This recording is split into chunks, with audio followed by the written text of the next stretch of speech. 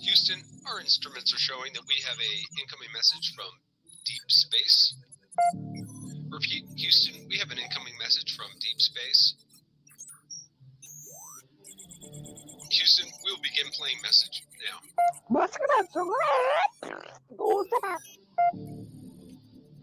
Houston, we're going to try and translate that up here. Hold for translation. Translation complete. We'll begin playing message now. Hey, it's me, Melissa. What do you do when the aliens invade? Take a shot of MK Ultra and watch Melissa Jade. Put on your tinfoil hat and tune right in. We got that crime spree, flat earth theories, government conspiracies, a complex Mandela effects, unidentified objects, a mind expanding, fake moon landing, what are dolphins understanding? It's me, Melissa. It's me, Melissa. Aliens is on the sun or in Area 51. Time travels, unravels, haunted castles, cops are baffled, potential experimental thoughts that make you transcendental. It's me, Melissa. It's me, Melissa. Crime sprees, flat earth theories, government conspiracies, complex Mandela effects, unidentified objects, a mind expanding, fake moon landing, what are dolphins understanding? It's me, Melissa. It's me, Melissa.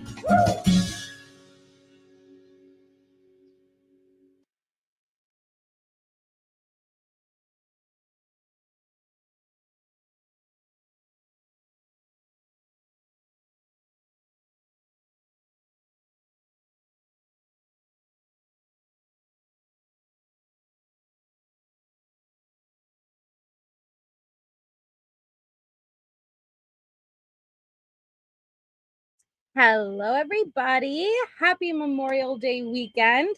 Hello, Freeside. That's a new name. Welcome. Adrian, Meg P, Roro, Sherry, Natasha. Yes, you too. Hey, Chezzy, Daniel, poor Linda.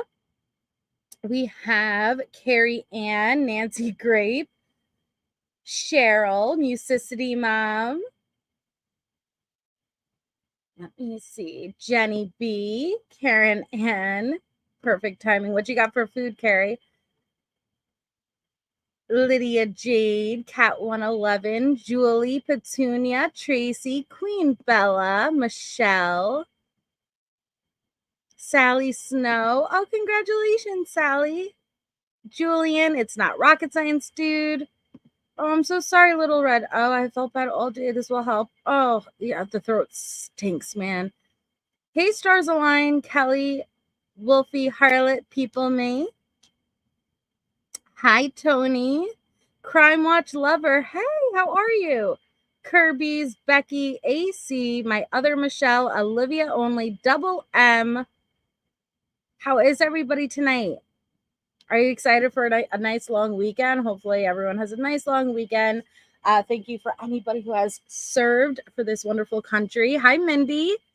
Jennifer M. This the breaks daddy's here. A little bit weird, but I'll take it. All right. I guess we have to prepare ourselves. Hi, Chris. Happy Friday. Yay. Hi, Crime Crochet Cafe. You're perfect. Drive safe, Musicity Mom. Yeah, I'm ready for the weekend too, Melanie. Even though I got a lot to do. My daughter's birthday is coming up and graduation. I've been very emotional, but I gotta get like everything situated, gift spot. I'm stressing out, but I'm gonna utilize the weekend, the nice long weekend. Oh, it's my sweet baby boy's golden birthday today, so I guess he's not a baby boy. What's a golden birthday? I know it's gonna be a significant number, but I don't know what the number is. I'm not sure what the number. Golden, is it 30? Is it 50? Is it Hi Angie? How are you, Angie? It's been so long. I've missed you. Yeah, I'm so emotional. It's her birthday and she's graduating elementary school and it's bittersweet. I'm a one and done mama. And I don't talk about her often because I like to keep that separated and I don't like talking about her on the internet. But little pieces, and this is a big one, and very emotional, but it's bittersweet. Oh, thank you, Mindy. That's very kind of you. Oh, 50. Yes, 50 would make sense. A golden birthday. Thank you so much, Mindy, though. That's very, very kind of you. Mindy just gifted memberships, guys. Congratulations. If you received one, please thank Mindy in the chat. Thank you so much. They do grow up fast. And, she's not saying, I don't think it would be, I have to remind myself, I don't think it would be any easier if you have more than one, because I can imagine it's going to be emotional for each child, but I'm just I'm only going through these milestones once, and I'm just, you wish you could slow time down, right? Congratulations, Queen Bella. That's awesome. Yay, Crime Watch Lover. But yeah, she's Gemini, I saw. Golden B Day is the age and day of, Golden B Day is the age and day of birth match. I'm June 6th. My golden birthday was turning 6. Oh, damn, I missed that. I miss you too, Angie. Hi, Amaya fam. Wait, so I already had I was born on the 20th, so I'm 2000. What? 2000? I don't know. Angie. Hell no, I was excited to see my kids off to school. Oh man, it's just I'm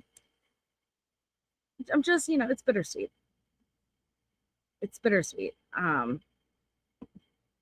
It goes too quick. All right, I'm gonna get emotional, so let's not talk about it anymore. But yeah, I'm gonna utilize the weekend to get some shopping done and prepare for all of that. I was my second. Wait, I'm getting confused again. Hi, Pointer Lover. How are you? If your B-Day is the 20th, you're going, damn it. I'm 13 years late. Shit. Oh, happy birthday, Melanie. Well, happy belated birthday. My golden birthday will be when I turn 82 what did I do? Oh, crap. All right. When I turn, hell, well, you know what? Monica, at least you can look forward to the future. You know what I mean? We're all, shit, I missed it. But you get to look forward to the future. Hi, Angie. Ro. Yeah, it's emotional, but okay. So before we begin, let me pull this up. All right. So now I'm 33 years old. I wish I was 24 years old. I'm 33. Ugh. Don't make me say that again, all right? I want to say that shit. But the missing child that we are going to be bringing attention to tonight for this live is Taylor Aiden Green. And he is missing from Philadelphia, Pennsylvania. He's been missing since January 5th, 2024. He is 6 years old. Look at this little nugget. Look how cute he is. Okay. So it says that Taylor was allegedly abducted by his father.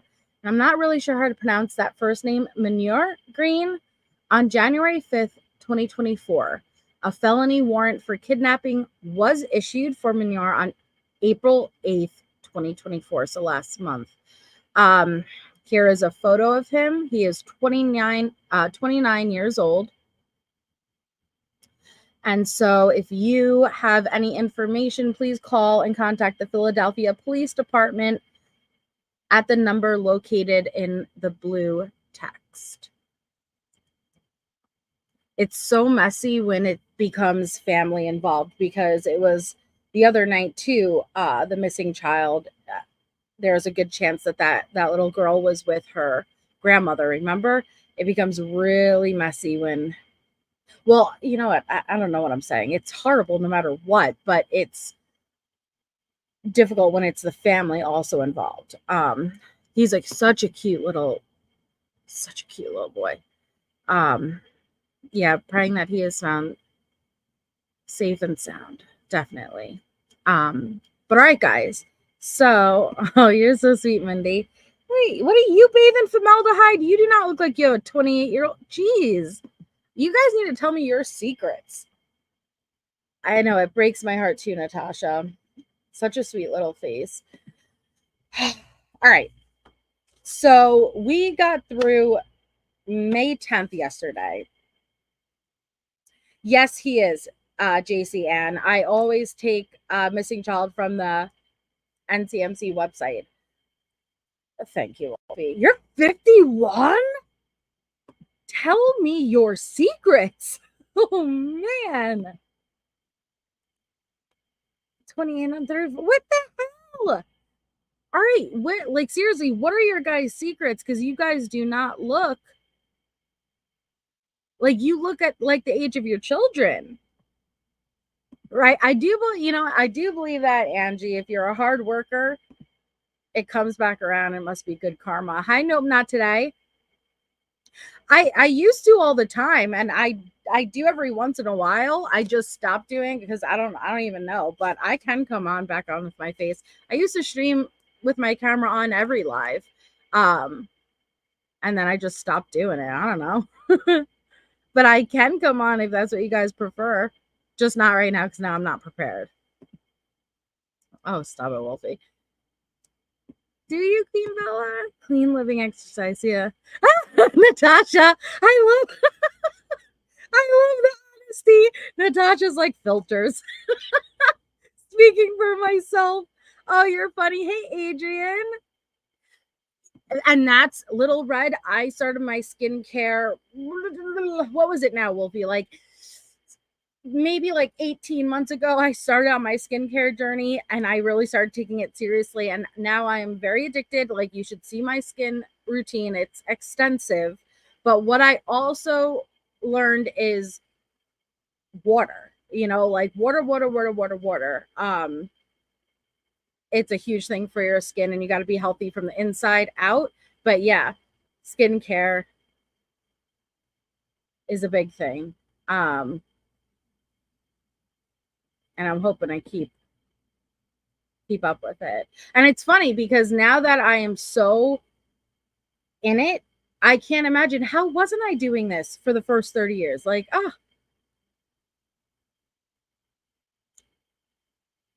a double strum helps. I don't know what a strum is. A double strum. I could share my routine sometime. But yeah, water. Hi, Sprinkle Dog Nut. And sunscreen. Yes, Melanie. And sunscreen. Sunscreen. Even if it's just a cloudy day and you're not planning on being outside often, like sunscreen. Zoe by Obogi. I'm going to have to look into that, Little Red.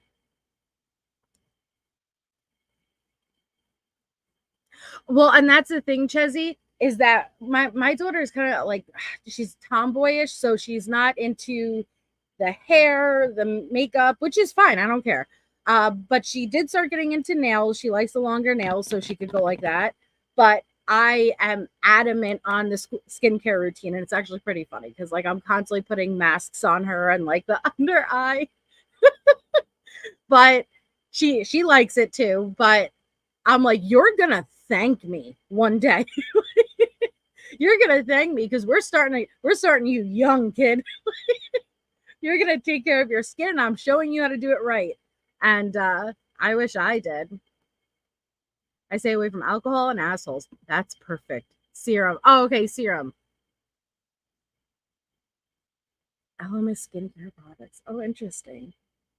Hi, Shell's Journey.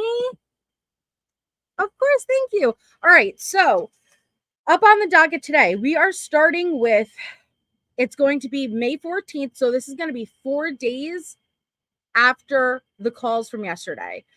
We listened to a Harley call. Hold on. Yesterday, we listened to 2 Harley calls, an Amy Lang call, and a YouTuber call. Today, We are starting with a Harley call, but then for the next foreseeable future of calls, it's a variety of Amy's. So it's going to be Amy Lang and Amy Bolton. Amy Lang, Amy Bolton. So it'll start 4 days after where we left off. Hi, Kathy 4, which is May 14th. So let's pull this up. Okay. Yeah, I don't drink anyway. I've never been a drinker, but I can consume more water. So that's what I got to do. It was actually Allie who, when I first started my skincare journey, who taught me like a lot. She taught me to like read all of the ingredients, because you'll pay like double the price when it's identical ingredients, and really understanding what is what. And I remember I wrote everything she told me down. And Angie, I remember you sent her a bunch of really nice stuff too.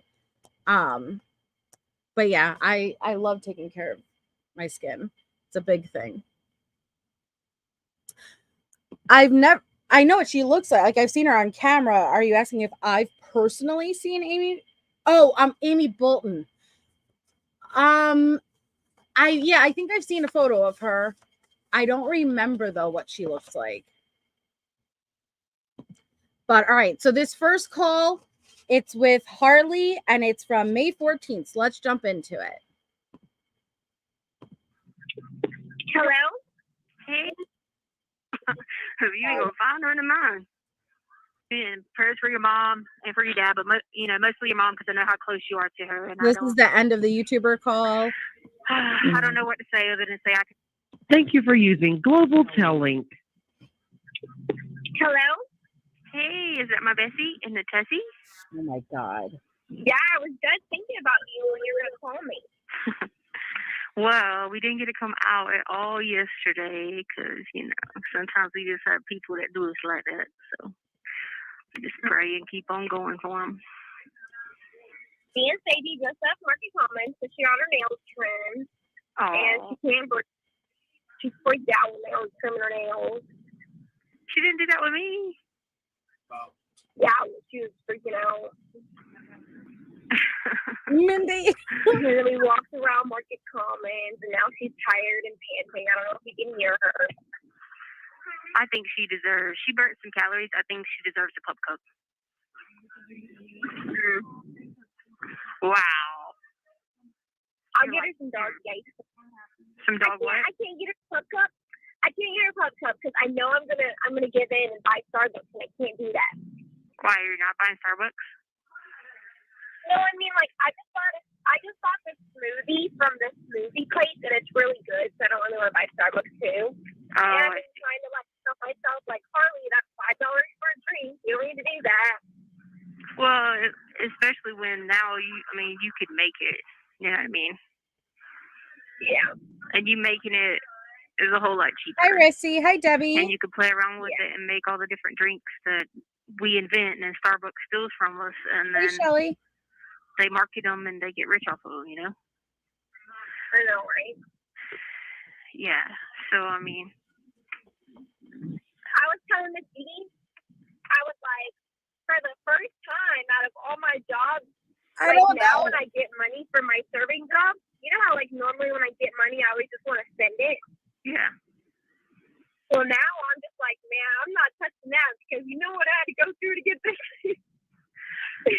That's how you got to think of it. And then when you get a bunch, then you take some and you say, okay, well, because you also have to reward yourself too. Make sure you're giving it to God too. That's most importantly. Okay. In order for it to be replenished, you got to make sure you're paying your tithes. But yeah, so then when you get a bunch, be like, oh, okay, I worked really hard. I had to go through a lot of blood, sweat, and tears, and I'm going to go treat myself and do something, Point Oliver, I haven't seen Chase lately, and we've been asking for Chase for like the last week. I'm starting to get really worried. And so if anybody, keep your eye out for Chase, like in the other chats. And if you find him, tell him we're looking for him. No, Michelle, and I don't know how to get in touch with him. I don't think I've ever emailed with him, but I'm getting worried because we haven't seen him. I hope everything's okay. but make sure you're paying your tithes. That's the most important. You can breathe. Just close your mouth. What? Hi, Leanne. She's like dying over here, and I'm like, you're fine. You can breathe. Just close your mouth. Do you got the air conditioner on her? Yeah, I have it on full blast. I'm freezing. Oh. You hear her? She's just a baby, though. She's always a baby. And why do I have to find out everything from everybody? But you don't tell me. About what? Okay, you didn't tell me that you got rebaptized. Oh, yeah, I kind of forgot that. Oh, so what's interesting is that a couple of times now we've heard while Letecia is on the phone with like Aunt Brenda or Amy Bolton, something that we haven't heard Harley tell Letecia. We just heard this. Hi, Amanda. We just heard this back when Aunt Brenda told Letecia about Harley's second job, and Letecia acted like she knew. And then she called Harley and she's like, why didn't you tell me?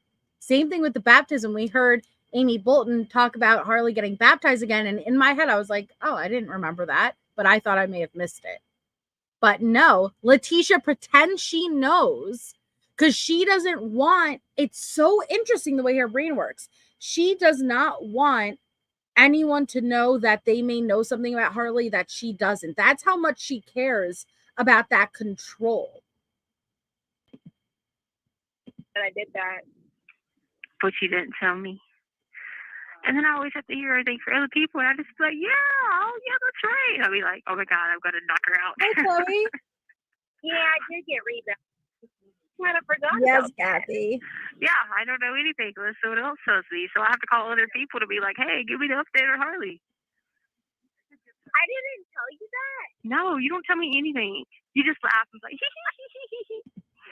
I feel like I told everybody I got baptized. Except your mother, which I would have thought, other than Jesus Christ, would be the most important person outside of Sadie and Jesus Christ. I'm going to have to start writing down things that I have to tell you, because I feel like once I get on the phone, then I don't know. Yeah. Oh, you don't have to work today? No. Finally. Okay. What's Charlotte been up to? Who? Charlotte. You don't have friends anymore. You and Charlotte? Oh, snap. Yeah. What?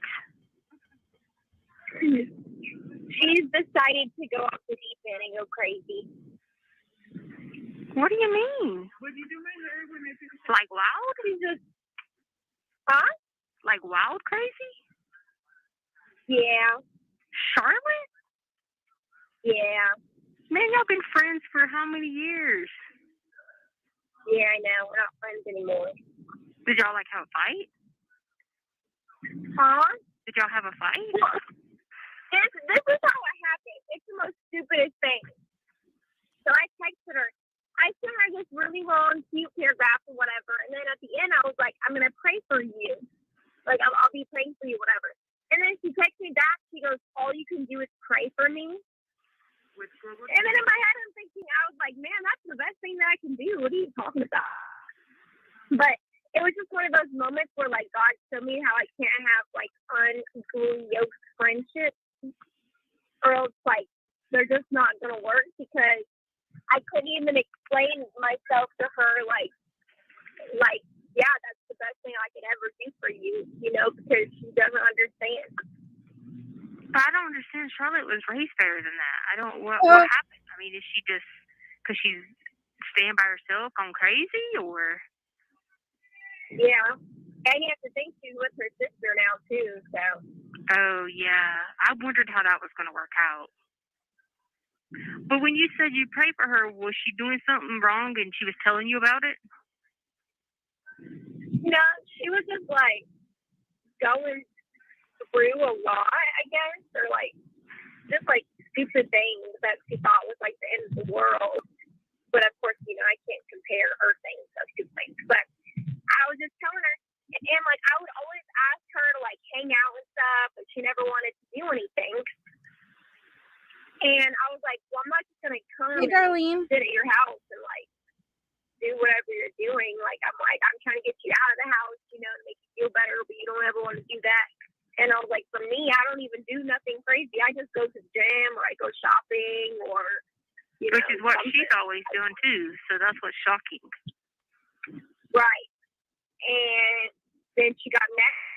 She was like, you haven't been here for me. And I was like, I have, but every time I ask you if you want to talk about something, you don't ever want to talk about anything. And then if every time I ask you to do something, you want to do something, then you don't want to do something.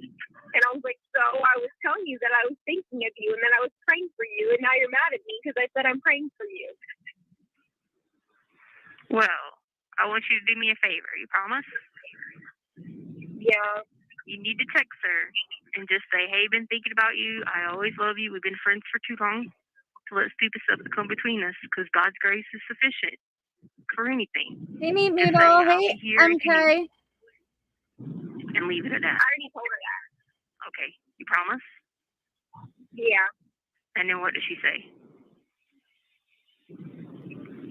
I don't remember. It was a while ago. Okay, well, you need to do a check-in. If that's what it's about, learning to be molded into being a leader for Christ, is you have to continue doing that. And sometimes that's hard, being the humblest. It sounds like you've been humble and you've done the right thing, but you have to continue doing that. Let me tell you what this lady did to me in here. And it tells you what about God's grace and being humble. She won't never open the door when she's working for me to come out for breakfast. So I just ignore it. So then all the breakfast is gone. Then she'll be like, oh, did I give you breakfast? No, and she knows she didn't. And I'll just be like, oh, no, you didn't. She's like, oh, I have to go call somebody. Okay. It's time to get clean uniforms. She don't open my door. And then I have to wait until like medical or somebody's in here to be like, hey, do you think I could get a uniform? And she'll be like, oh, I didn't open your door. No, and she knows she didn't. And then she'll do that with hygiene. She won't never open my door to come out to get like toilet paper. I mean, I had to wait like 10 hours yesterday for toilet paper last night, and I didn't say anything. So then she said something, and I said, you know what? She said she was mad because our political views and religious views were different. And I said, what is she talking about? I never even talked to this lady about that. I have no idea. She was obviously just... This did not happen. So here we are again with Letecia claiming that she is singled out, that they won't even give her hygiene products and her food products. And she's saying that this lady admitted, oh, it's because we have separate religious views. That is absolutely, that did not happen at all. Because even if she was being treated differently, that person would never admit that's the reason why. So no. And hi, honey. Just taking out her, whatever the heck she was going out on me, she takes it out on me. But I just looked at her and I said, you know what? There is a difference between our religious views. You're right. I said, because I said, a true Christian don't treat people that way. And I said the same thing you said. So I'm just going to pray for you. And I walked back in my room, shut the door. I was like, I don't need that toilet paper. I said, I'll wait till 5 a.m. to get toilet paper. And you know me, I mean, I got to have my toilet paper. But my point by telling you that, I still went back and prayed for that lady's soul, because she walks around in here and I see her as one of the biggest Christians in the jail that works here. But that's not honoring God's people, and so I love trust the me, you know me. photo, Little Red. You look a few beautiful. years ago, I would have been like, well, screw you too, Yeah. But when she comes back in here again, I'm going to still be like, hey, hope you're having a better day. Let you know I prayed for you again, And I mean, that's the hardest thing you got to do, but you got to do that, especially with Charlotte, because we got to remember for Charlotte, God has made you stronger, and he thinks you're a tough warrior. For some reason, he thinks I am too. Because sometimes people who he thinks is tough, he gives a lot about those too. And Charlotte really hasn't been through anything like that. Think about it. Mm-hmm. I mean, she's not been through any strong battles, at least not that I'm aware of. I mean, they've always had it made, very, very beyond privileged, even more than you were. You know what I mean? And it's just like, she never had to deal with that. So she doesn't have those skills that you... Yeah, you guys, she is a true Christian, Jewish, Muslim, whatever it is for today, just roll with it. Obviously, Letecia is in the perfect position to be able to give her child advice on how to manage relationships. and follow God. Developed over just taking it to God, leaving it in God's hands, being strong. You're one of the strongest people of your friends your age, and going through probably some of the most difficult things right now. God molding you and using you, because you always said you wanted to be leaders of something, and you wanted to lead a youth group, or do a spokesperson thing, or be on TV about something, But that's the only way He can make you that way, and you're going to come across people that do that. But Charlotte has always been like a sister, so just keep reaching out. Tell her I ask about her, and I love her. Hey, And, Ginger I know it Biscuit. don't mean much right now, but I've always told that child I love her like a kid to me, because you don't really know what could be going on deep inside that she's not saying. She could be struggling with identity, which is probably hard for you to realize because Charlotte's a beautiful person. But sometimes even the most prettiest people struggle with identity. Yeah.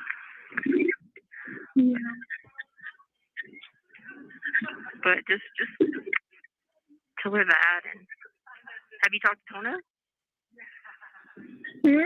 Have you talked to Tona? Not really.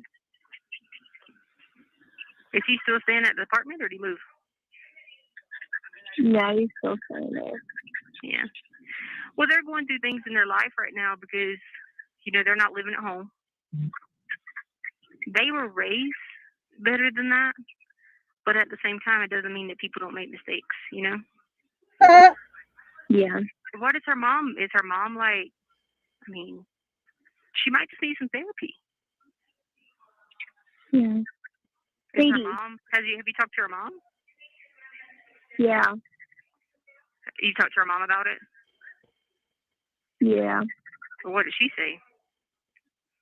She was just like, you have to just give her time. And she's right. Yeah. And I know sometimes to you. Now, the one thing I will say is it does make me sad for Harley. And yeah, she needs to let Harley, figure things out. But I could imagine it was, we've spoken about this before, how difficult it must have been as a 17-year-old girl, and to be in the situation that she was in, everyone knowing what's up with your mom. Like, okay, put aside the fact that her family's finding all these things out from news headlines and this and that.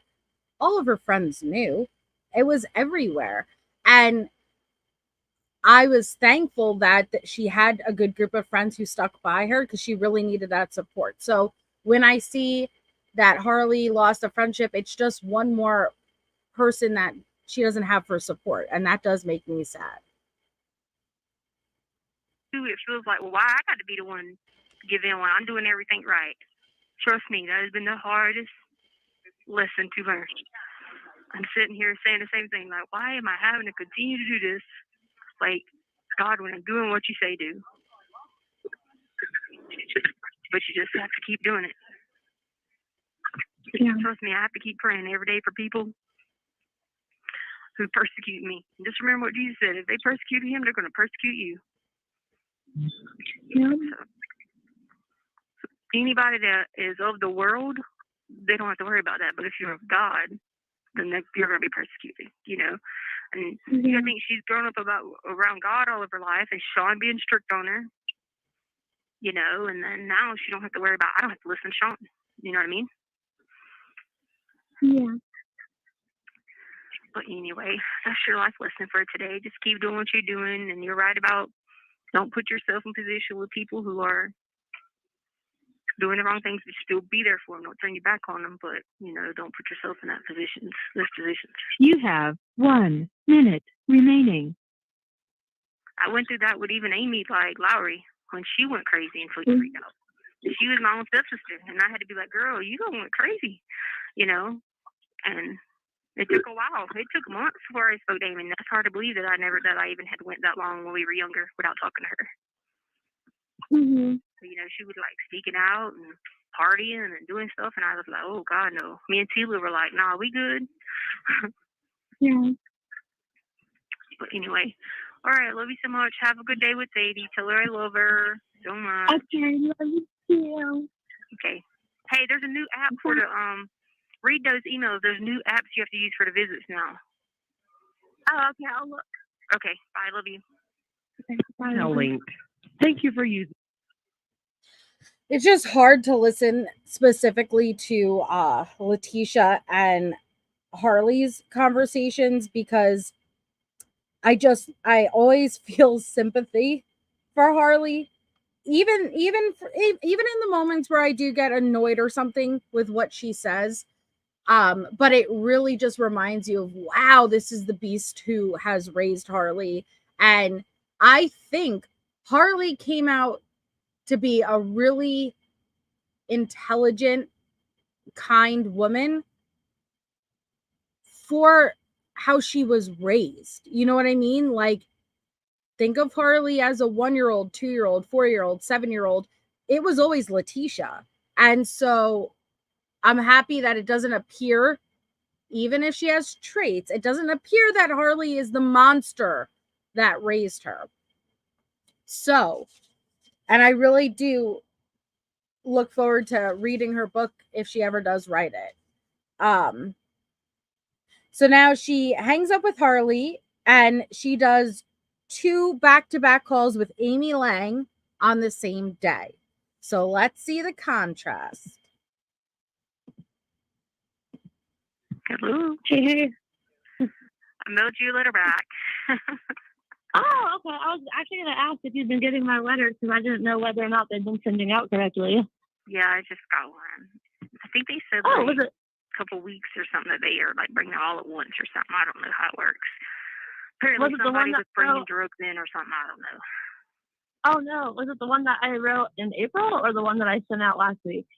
No, it had to be April because it was I don't know though. It was the one where you talked about being in a hospital. Okay, yeah, that would have been back at the end of April because I sent one out last week too. Okay, good.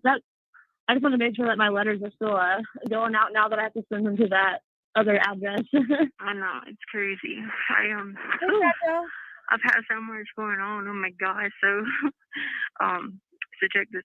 Go ahead, Tisha. Here we go. Woo! I've had so much going on. All right, Amy, time for you to shut up and let me lay on you the boatload of crazy shit that I have been dealing with. Well, there's this girl talking at her door, and she was like, just saying stuff randomly to different people, whatever. And she was claiming she knew the CNRs, right? Yeah. Sitting there listening, and because I call them the CNRs, I don't say the whole name because I just always have I say purple instead of purple, like being silly and stuff. Anyway, so I'm just sitting there listening to this conversation, and I just feel like, oh, so I go, oh, and she says something about Emma, and I die laughing. I go, oh, how's she doing? And then she goes, oh, yeah, girl, did you hear? She's talking about her baby daddy and somebody's friend or something. Anyway, so then she goes, yeah, she had a hearing or something, WebEx and all this. And I was like, oh, did she? I said, how are the girls doing? I go, how are the girls doing? And she goes, oh, they're so good. And I said, I was like, yeah, because, their birthday is coming up. May 15th, and she said, oh yeah, that's right, it is. She said, that's right, I gotta make sure I tell them happy birthday. I go dying laughing because I'm sitting there like, first of all, I know their birthday is August 15th. I remember several times being in Mexico. I've been on the eastern side of Mexico because the Ciénagas and all that are on the western side of Mexico.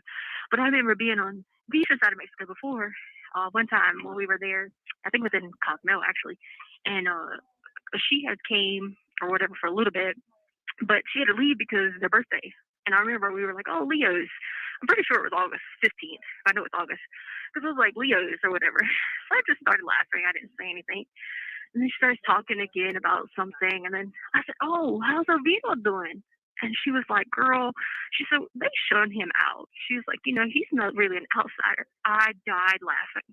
I was like, well, kind of an outsider considering he is blood and a son.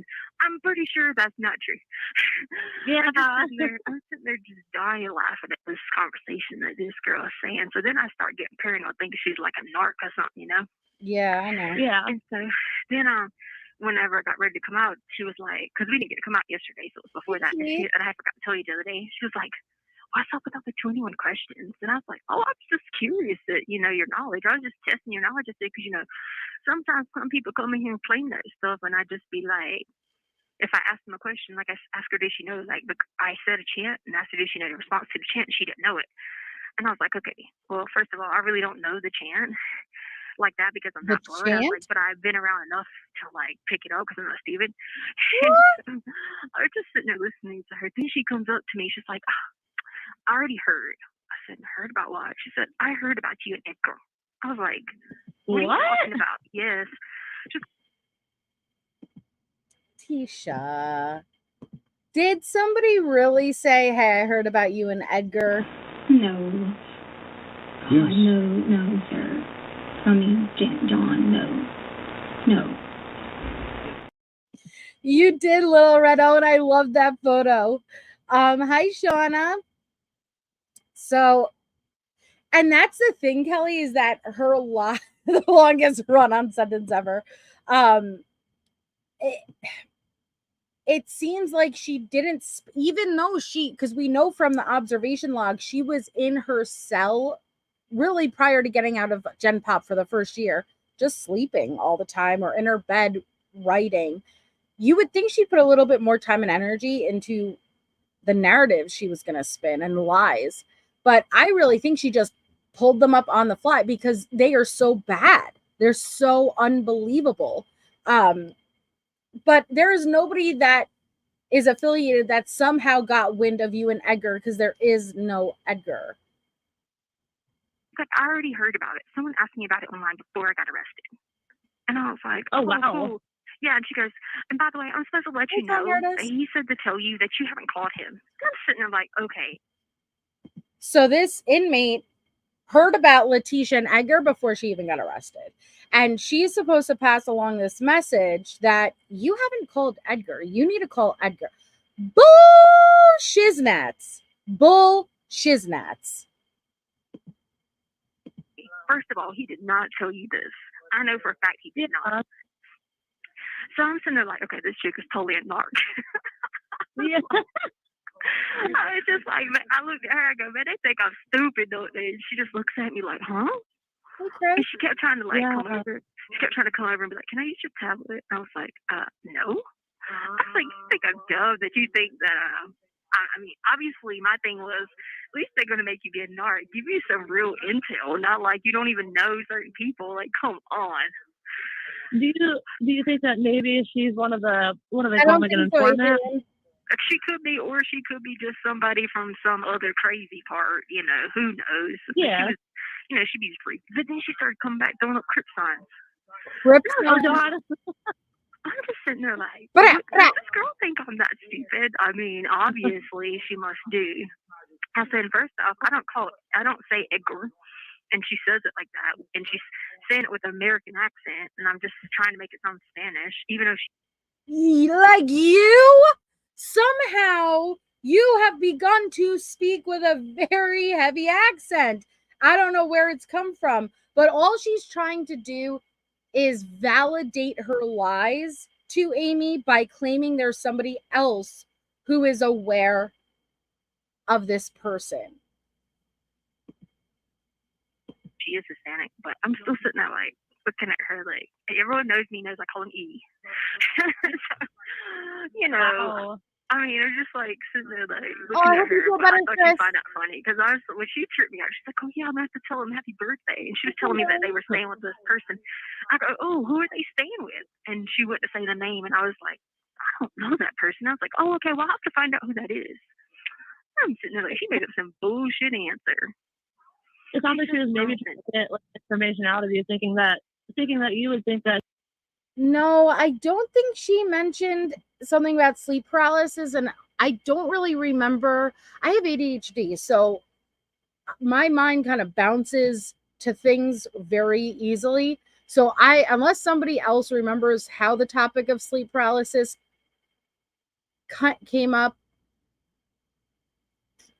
I don't remember, and it may have just been my brain ping-ponging around. that she knows all of these people and that you could be like, oh yeah, and start telling her all kinds of stuff. She said Anna, like Aerosoli or something like that. And I started thinking, I go, wait a minute, that might be the only thing she had right, because I feel like Emma's, I only knew Emma's Cordon, but like I feel like her mom's last name was like Aerosoli or something like that. Or Arenata or something. I feel like I remember that being her mom's last name. Because, you know, there's this backwards. I call them middle names, but really the dad's name is first. But America, I say middle name because it's the second name, but really it's the first, Thank you, Natasha. Right. But I was thinking, oh, I have to look that up because I'm pretty sure her last name is Aerosoli or something like that. I can't remember, but I do remember seeing the A before on one of the many IDs. But she did Eyes of Blue. I think that's the most rewarding part of it, because Eyes of Blue said, and she thought these calls would be played in court on her defense. And boy, was she delusional. She's an evil mother with no remorse or regards for anyone but her stupid self. That is what is so fascinating. So I don't know how long you've been following, but we aren't just going through the calls. We had gone through the jail files, the case files, the incident reports, the kites. We went through it all. Anyone who's been here or on Allie and Benny's, you guys know. And not just these calls, but she had done a lot in jail thinking this was going to help her. Destroying her cell, painting the walls with blood, barking like a dog. She was physically putting herself in situations and doing things knowing it was going to be logged, all in the hopes that this was going to be used for her defense.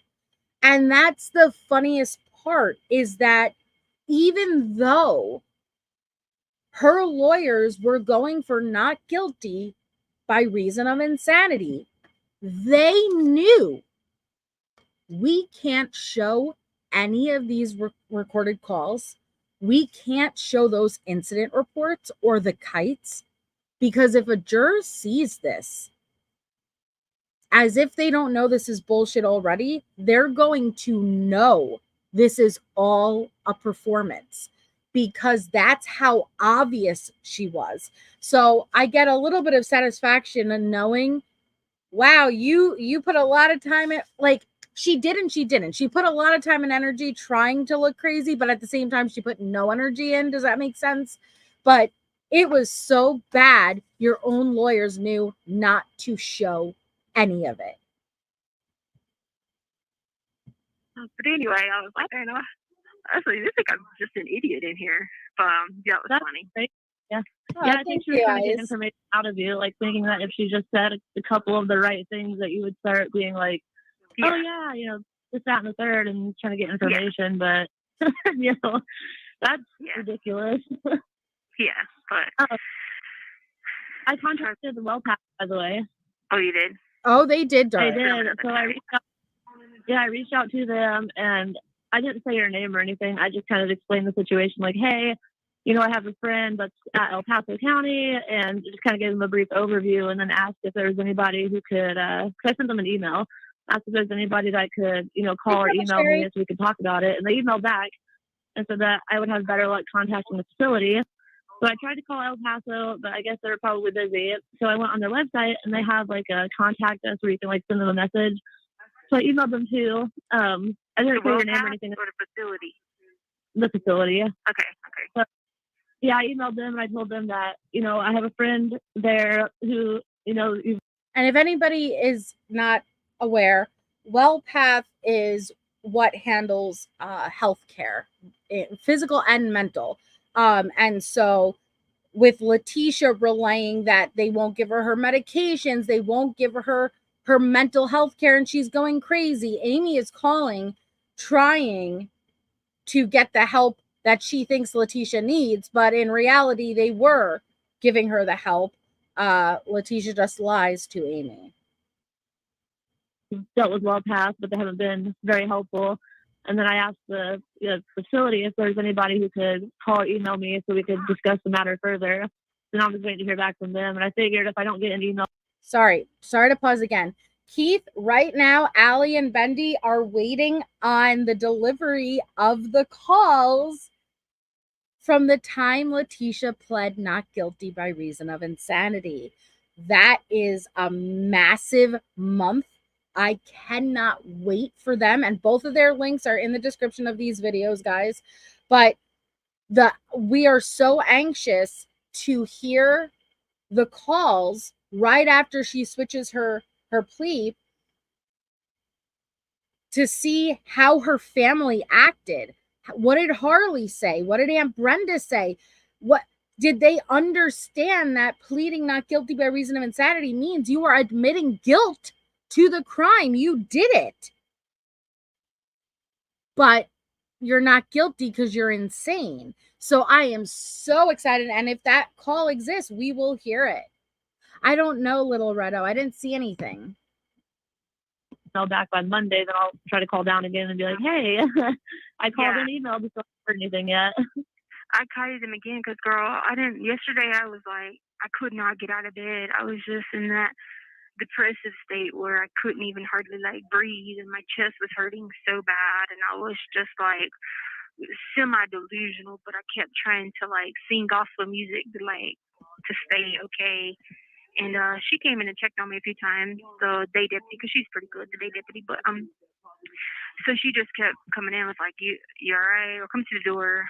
And I was like, "I don't know." I was like, I feel like I'm having like some sort of almost like, please be safe, crime crochet. I think, because I've never been on drugs. I have like a withdrawal, but it felt like I was trying to like find something to calm me down, and I couldn't. Like I'm searching for it mentally, physically, and I can't. So I sent him another kite today and was just like, hey, just wondering why you still can't come talk to me, but I don't understand, because I don't want to come out and tell him. Now keep in mind, she didn't want, when the doctor came to do their visit and their routine with Letecia, their appointment, Leticia's like, no, I have a video visit and I don't want to miss it in my out time. And so they stopped giving her the medication. If you're not going to maintain the visits, we're not going to just prescribe you medication. So what do you mean you don't understand? Okay, Michelle, have a wonderful rest of your night. Like, hey, I really already had all this, and this. Yeah. Because then they'll be like, what? And then I'm not snitching because I'm not a snitch, so. Yeah.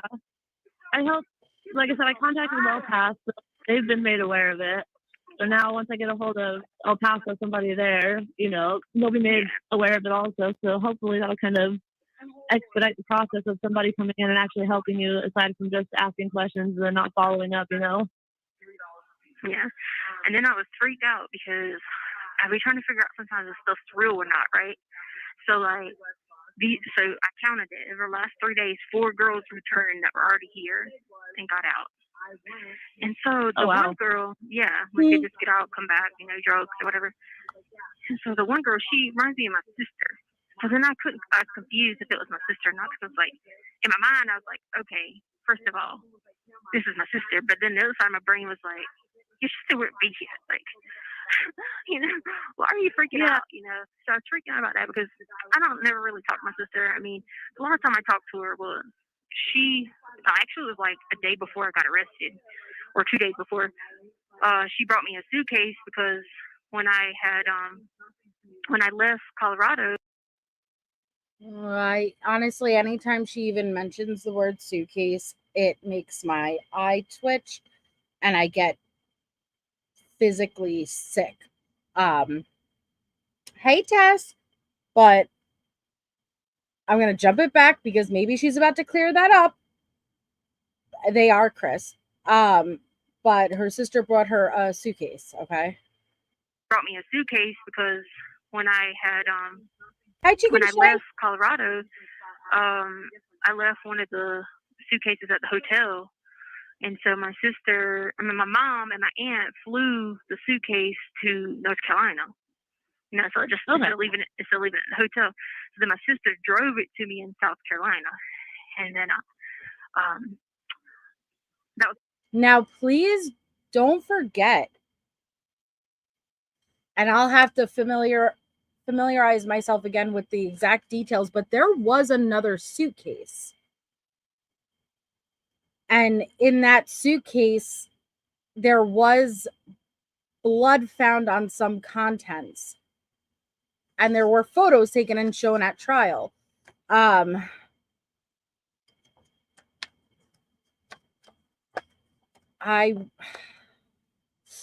don't remember all the details with it. It was found in the car that Letecia was driving, I believe. But there was another suitcase. Okay, so Eyes of Blue says, was this Amy lady a true believer in Letecia, or someone who was going to use this conversation later down the road? She did use this conversation later down the road. A couple of lives back, I played the interview that Amy Lang, the one she's talking to, yes, blood on the blanket. She came out, and while she was still Letecia's power of attorney, Eyes of Blue, she came out after Letecia had her trial on a Critical K Patreon exclusive. And she admitted to recording these calls and video visits, and she even played one of those visits on the interview. And she claimed she knew, she was just basically gassing Letecia up, and she's a criminal justice major, and so she has an interest, and she just wanted to make sure Letecia was getting proper treatment and whatnot. I don't think Amy believed everything. I think Amy saw an opportunity for herself. And I think Amy absolutely wanted to be called as a witness. And Amy is a sketchball, in my opinion. But no, do I think she believed everything? No, I think she knew she was bullshitting her, but still played along very much with it. The last time I seen my sister, actually, I didn't even, because I got arrested, like the next day or whatever, and they took the suitcase and the van that I was in, and they needed everything anyway. But that was the last time I seen my sister when she brought me the suitcase. So I was sitting there trying to figure it out. I was like freaking out. I was like, oh my God, and I was just having such a hard time with that. And I was like, okay, stop. This is not your sister. So just let that sink in. She is willing to, she knows this is recorded. She knows any mention of a suitcase and stuff is going to be looked at. She was willing to throw her brother Dakota under the bus, and she was willing to throw her sister now. Make it seem like her sister could have had involvement, okay?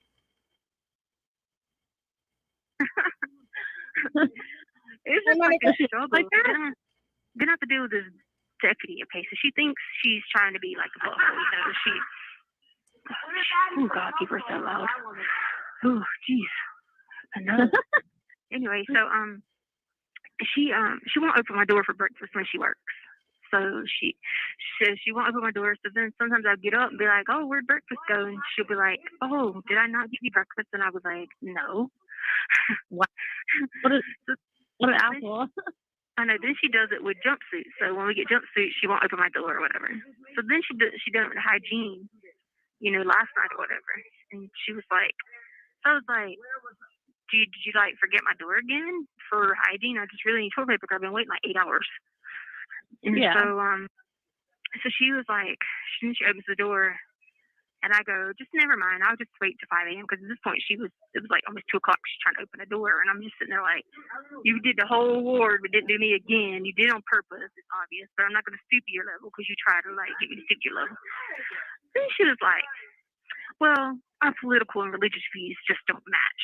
No. I was sitting there like, what the hell does that have to do with anything? Yeah, even about that, again, we just heard her try to claim this to Harley in the call prior, and I don't believe that there is a second interview with Amy Lang. But she thought she could get away with this because she knows it's recorded, and this is the stuff she put even down in her lawsuit. She thought that if she just said it, it becomes the truth. This did not happen. If her religious views don't match up with yours, that's not a valid reason to not open your door and give you breakfast. And, I know. That's BS. So I was sitting there and I was like, when did I ever talk to this lady about any kind of political views or anything? Like, I was like, I have no idea what she's talking about. So then I started thinking about it, and I was like, oh God, you know, one time Joe Biden was talking, our fake president, and he was talking, and I had things in my ears, and I was like, oh yeah, Tim Scott's coming on, represent South Carolina, and she probably heard me or whatever, and so I think Joe Biden is trying to make this country a communist country. So I was just saying it to myself in there. You know, I was like, oh gosh, he's trying to make this a communist country. We've got socialism. He's like Bernie Sanders over here. You know, and he's really pissing me off now because he's screwing with Israel. He's not supporting Israel, which I'm going to tell you now, that's God's country. And so he's just got to be really mad if he won't support Israel. You know, so I'm just saying. You know, for somebody who is currently in limbo on another planet, she sure as hell has kept up very, very well with American politics. Just saying. Saying this to myself because I listened to Sean Hannity, you know, talking stuff. I said she must have heard that and took offensive to it and thought, you know, I was whatever. But I talked to myself and my friends in my room, you know. Oh, Monica, that's not necessary. But thank you so much. You're so that's crappy. Like, I don't know why she thinks that you have 1 minute remaining. Yeah, I don't know why she thinks that she can do that. Real quick, did you get your books yet? Oh, yes. No, I asked them about them, and I didn't get that or the tree box, but then they told me that the tree box, they were like, oh, we don't deliver those anymore. We don't know why they're on the website. So I thought I'd tell you to make sure you get a refund. Yeah, I messaged them yesterday, the snacks people, and they said they package. They said it got to the facility, and that if you don't get it by May 19th, I need to contact them again, and they're going to investigate El Paso County. Okay, this is just a communication thing, so I thought I'd tell you. I don't know who to believe about nothing, but I wrote you my letter. I wrote you a bunch of stuff that has been happening, like miscommunication. You're going to trip out and be like, oh my God, who is in charge? Anyway, it's going to hang up. But I'll talk to you again soon. Yeah, I hope you have a good rest of the day. Okay, you too. Bye-bye. Bye. Telling. But she calls back the same day. There's still another call on the 14th, and it's again with Amy Lang. So I don't know how much time passed. If it was a minute, an hour, I'm not sure. I'm sure we'll be able to figure it out, though. Hey. Well, hello again. Hey, I forgot to tell you because you said you have to do the visits, right? Like schedule them now, because I went to go try to do it, and like your name pops up, and it was like, can't do anything. Yeah, okay, so like, I tried to set one up for Friday, like 2 days ago, and then I went through, and then I got an email yesterday that it got canceled, so I went back into the app, and I tried to like reset it back up, but it was saying there was no visitation time, like they blocked them all out. Let me log back in and see if they fixed that yet. Yeah, because I went up and talked to the lady who's over it. She's actually working in our ward today over it as far as on the jail side. Yeah. She was like, yeah, it was counseling people. If someone scheduled for the same time, it didn't recognize who could pick up what, something. So it was just counseling everything. And I was like, yeah, okay. We already know this software is a piece of crap. But yeah, I don't know why they couldn't just leave it with the one that we were using, like why they had to change it up. Yeah, especially you just figure it out and then they go to being like, you know. Yeah. Well, I'm trying to go through my email and find the app thing here that we set up. Okay, let's see. Yeah, because I was like, I went to the store yesterday and I got email notification that it got canceled, and I was like, I wonder why. Well, and the weird thing is, it's still a separate account. It's still your getting out account. Like, yeah, that's what I don't get. Now, when I set up my account for this thing, like I had to send in a picture of my driver's license front and back. I had to give them my social security number. They had to do like a background check. Yeah, to this app, whoever runs it. I'm like, it's weird. But it's the same people. That's what I told Taylor. I was like, I don't get why they're making me do this again. Yeah, okay, so when I logged into the app, it says no available times, visitation location select is, hold on. It's not even giving me the option. It's not, last time I scheduled a visit on here, like, it let me schedule it for like an online visit, and it's not even coming up now. So maybe there's something wrong with the app. I don't know. Oh, God, here we go again. Hey, Kimberly. I was just going to tell you to do it for 7:15 on my next time out, because tomorrow's 30, then the next day 6 to 9. But I wonder. Hold on, let me see if I can still schedule it through the old app. See if they'll let me do that.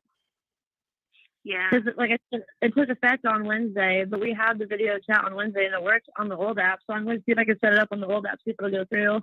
yeah. You had 7:15. Well, that would be what's the day Friday? That'd be Sunday, right? Yeah. Let me see. Nope, it's not even giving me. It won't give me the option to let. It won't let me schedule on the old app anymore. Oh God. These people are ridiculous. So Dom, I'm getting ready to. I was going to call El Paso here in a few minutes and ask them because that the company, the secure tag company, they told me yesterday like the package is there. So I'm going to call down there and be like, hey, I contacted them. And, like, I paid for this. Like, I'd appreciate it if you could at least give it to her because I know you guys have it. Yeah. And if they try to say something about what they said, then ask them, well, why is it showing up online like that? I mean, Yeah. it wasn't like and I got different stories from different people. Then the one lady was like, oh, you have to be housed in Echo. I was like, well, it doesn't make any sense because it never showed up before until I got housed here. So why wouldn't the computer recognize that? Like, I don't, y'all recognize everything else. Like, you tell us we can only send $35 because we're housed in this ward, which that's why I had to wait to get stamps because, they charge you, girl. Let me tell you, you got a pack of tuna, right? Yeah. The little pack. Tuna's like what? Like $1, right? Guess how much it is on a machine? $3.60. Welcome to jail. It's amazing to me how she feels so entitled to things, whether it's they only let us out for this amount of time every day. Can you believe that they double the price that it is outside of jail? Yeah, that's not surprising to me at all. You want to know why? You'll fucking pay it. It's still a money-making machine. But I'm glad they're charging you $3.60 for a pack of fucking tuna. I'm sorry. I got to stop cursing so much, but I don't know how to do an Amy laugh. She does like, ha! I don't even know how to do it. It's breathy, though. Good Lord. I ordered one the other day because I was like, I got to eat. I don't eat their meat here. So I was like, I need some protein or whatever. I was like, I saw the ounces say 3 ounces and something. And I thought, I knew what that meant. But for some reason in my mind, I was like, oh, that can't be right. For $3.62, it's got to at least be 2 or 3 servings. Yeah. 2 or 3 servings, bitch. Ooh, sorry. I cursed again. Sorry. It's Tisha, though. It's Tisha, okay? It's not my fault. But we established yesterday that her breath absolutely smells like tuna on rotten rye, all right? But you know what? I'm gonna play it. I think it's $3.60 for that one little tuna packet that you eat. Oh my gosh! I told Taylor about the time they threw away your toothpaste and chapstick and how much it cost there. And I was like, that's insane. They took 4 people out of this ward to prison last night, and you'd have thought it was Christmas. They were like cutting cartwheels, like hallelujah. They were like, eat food that doesn't cost no vape. They were like, yeah, I'm telling you, soup's only 50 cents. They were like, and you can have a job, and you can work out, and you can do this. And they were like, and you could go to church, and you could talk to people, and yada, yada, yada, yada. They were like, cutting, like, yay. What was all of us? I was like, what is going on? They're like, yay, prison. I don't think so, Kathy. I know that the video visits are lined up with where we're at in the calls. So I don't know if they're speaking consistently from the video visits between the calls, but I don't think they're way ahead of me in calls, so I'm not sure. I know. I was like, okay. The other thing too, like I got the email from Barnes and Noble because I signed up for like email and text alerts for the shipping and tracking all that stuff. So it was Tuesday. Tuesday I got the email that it was delivered to the facility, and I could even see the name of the person who signed off like for receiving the package. Like, I know your books are there. I'm just like, it does say, yes, I know it says on their website, the jail's website, that they hand out mail at their discretion, but I'm like, how long do I need to hold on to it for? Well, the lady that does that comes and collects my books, because she just came and collect books. It just was yesterday. And I was like, hey, I said, aren't you a book believer? She said, I actually think you have a lot here. She was like, but you know the process I have to go through with your books. And without her having to tell me, I knew what she meant. I was like, all right. Yeah. You have to go through and make sure there's nothing in them. And they copy the names and titles and all that stuff, you know, and all that. But she was just basically saying, give me a few days, basically. I was like, all right. Cool. Yeah, as long as they got there, which they did, which is good. And as long as you get them, that's good too. Because like I said, I ordered you the 3 books that you had gave me that one day that you would like to read. I just ordered all 3 of them. That way you'd have some stuff to do to kind of pass the time. Yeah, Josh was like, is this all you read? I was like, I never read anything beforehand. I said, but when I got here, that's all they were, you know? Yeah. So when I was like, and I know once they got there, that's all they read, you know? So that's too, you know, reading a good book, that'll help, you know, kind of kill some time if they don't let you out, you know, like, why didn't they let you guys out yesterday? Well, they had meds and all this stuff. And then the lady that comes in, if she comes in at 10, she would not let that group out. She will walk around here, claim that it takes an hour. Well, and that's okay. I respect everybody's opinions, Rosalind or Roslyn. I apologize if I'm pronouncing it wrong. I struggled with that same exact thing for a long time, a long, long time. And it really took going through all of her case files, jail files, and these calls for me to realize that. And not only that, all of the old Facebook stuff. I've done a couple of lives going for a rewind and going through all of Letecia's Facebook media posts at the time. And the biggest thing I struggle with is Harley internally knowing there's something going on here. Do I think she was told anything from Letecia? No. Letecia lied. Listen to how she lies. Why, for 1 second, do we think that she wasn't lying all the same to Harley? She absolutely was lying. Now, should Harley have known something was up? Sure. But again, that's why I think it's so necessary to understand that this is how she was raised. Stop looking at Harley like 17, like she was at the time of the murder. Look at her as a baby, as a toddler, preteen, teenager. Letecia was all she knew. Letecia was all she knew. And she was taught from a very young age not to question things. And yes, Harley testified on the stand that she would even get backhanded if she pushed too much or questioned her mom. So, with that being said, I think there was an internal, hey, you should have known. But I think she was willfully ignorant, and that's not an excuse. Versus, listen, we were discussing it yesterday. Letecia in Alaska told Harley, this is going to be our last dinner together because I just took a handful of pills. She told Harley she had cancer.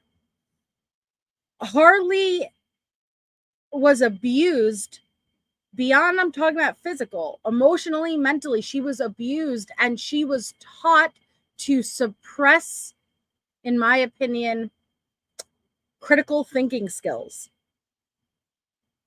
And I think she pushed away any thought that there is something more to this, and that doesn't make an excuse. But I don't think, I'm very long-winded for saying, I don't think she ever allowed herself to realize the situation for what it was until way after. And it's easy to sit here in hindsight and say you should have known. But I also think that it's that interesting dynamic of Her brain didn't allow herself to know either. Our brains do something very interesting where we protect ourselves. Our brains will protect ourselves. That is how you black out a very traumatic experience. It's your brain protecting you. And I think Harley's brain was trying to self-protect. And welcome, Deeds on the Streets. Thank you so much for becoming a member. Hi, by the way. For her to check and do hands and face and check, make sure everybody's alive and all that stuff. So I was like, well, we ain't coming out because she's coming in, we ain't coming out. Is that the one that gives you the trouble? No. I actually like this one. She just don't give out hygiene. She's the one that won't give tampons and stuff, and then the girl end up going out and punching her. Yeah. Oh, right, is that lady? Yeah. Oh, man. Yeah, she does that a lot, and they just, But then it was so crazy because the girl was freaking out because she wouldn't give her food. Like, what she did is she went around and gave everybody her food.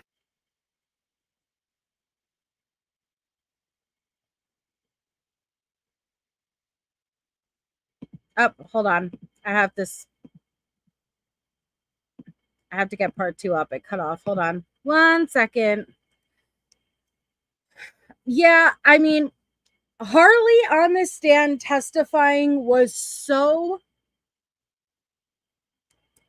it was telling. It was really, really telling to me. And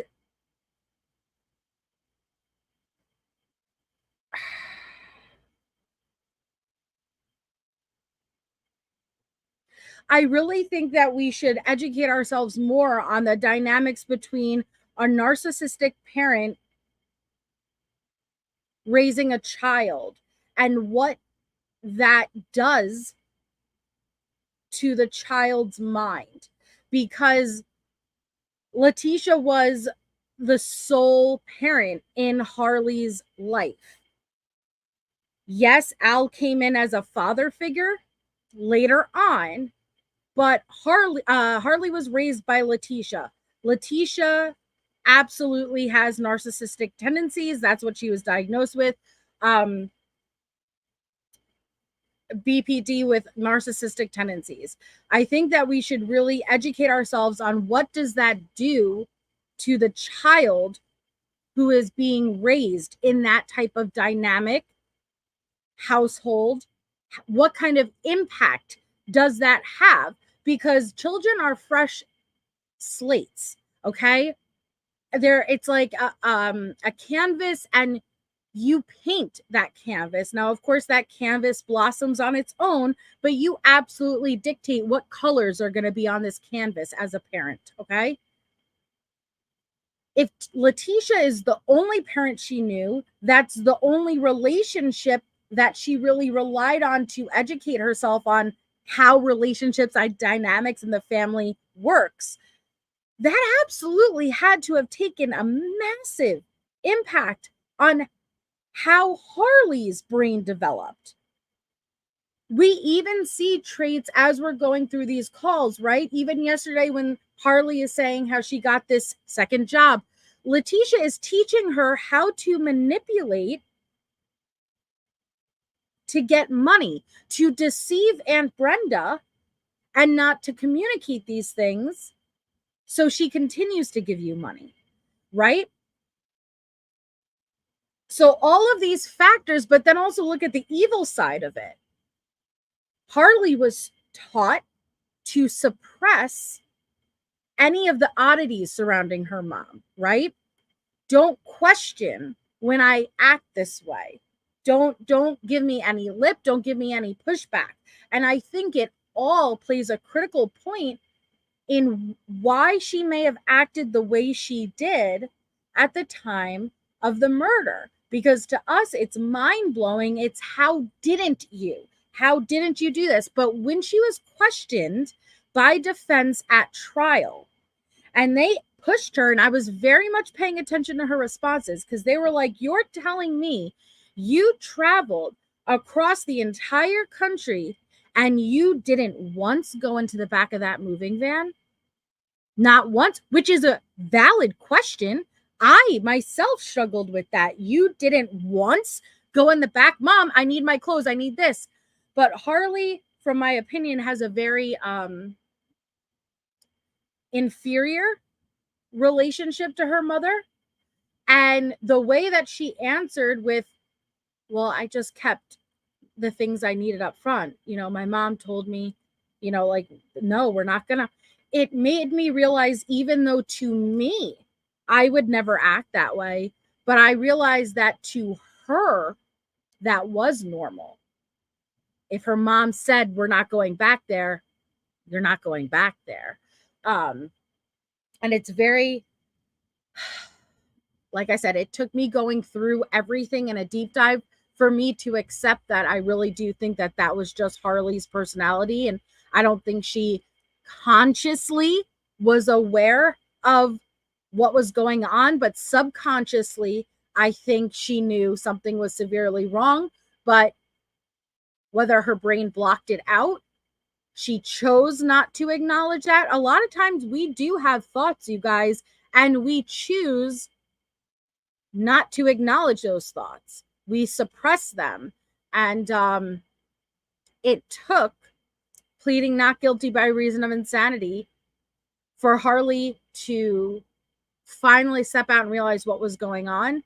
And we're listening to the dynamics of their relationship slowly deconstruct, break apart, because this is where Harley's internal voice right now is battling with, she wants to believe her mom, yet she's listening to her mom say the most horrific, crazy nonsense to her. And so she knows there's something wrong. She wouldn't be acting this way if she wasn't guilty. And so it's this tug and war, back and forth, back and forth. I had a friend in high school with a mother like that. She did not question her mom regardless of how she felt about it. Yeah. Watch the movie. What was it? White Orchid?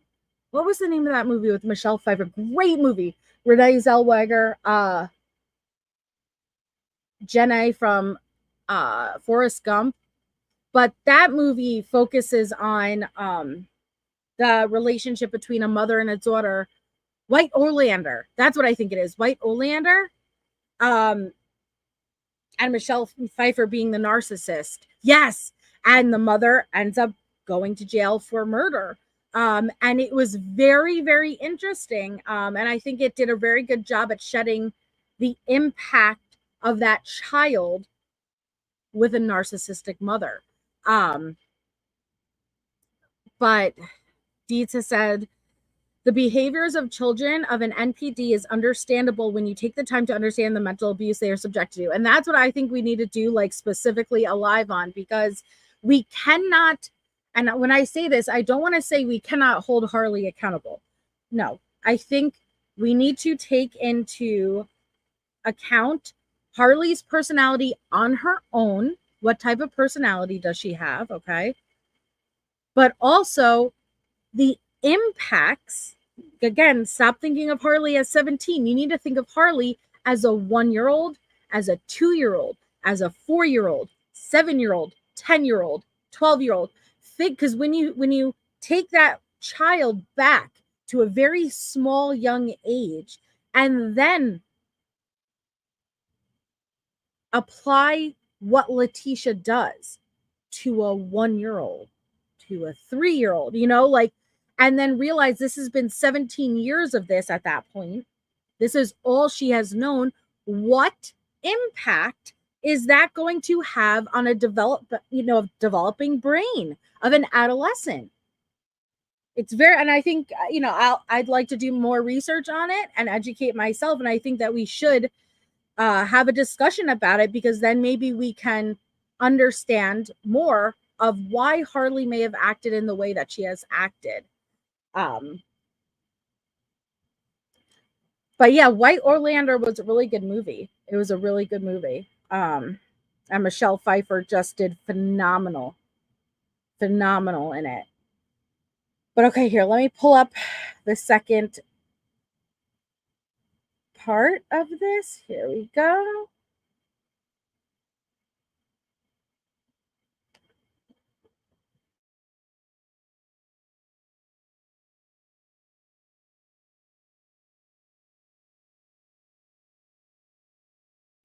But before I do, just as an intermission, again, the missing child of tonight that we are focusing on is Taylor Aiden Green.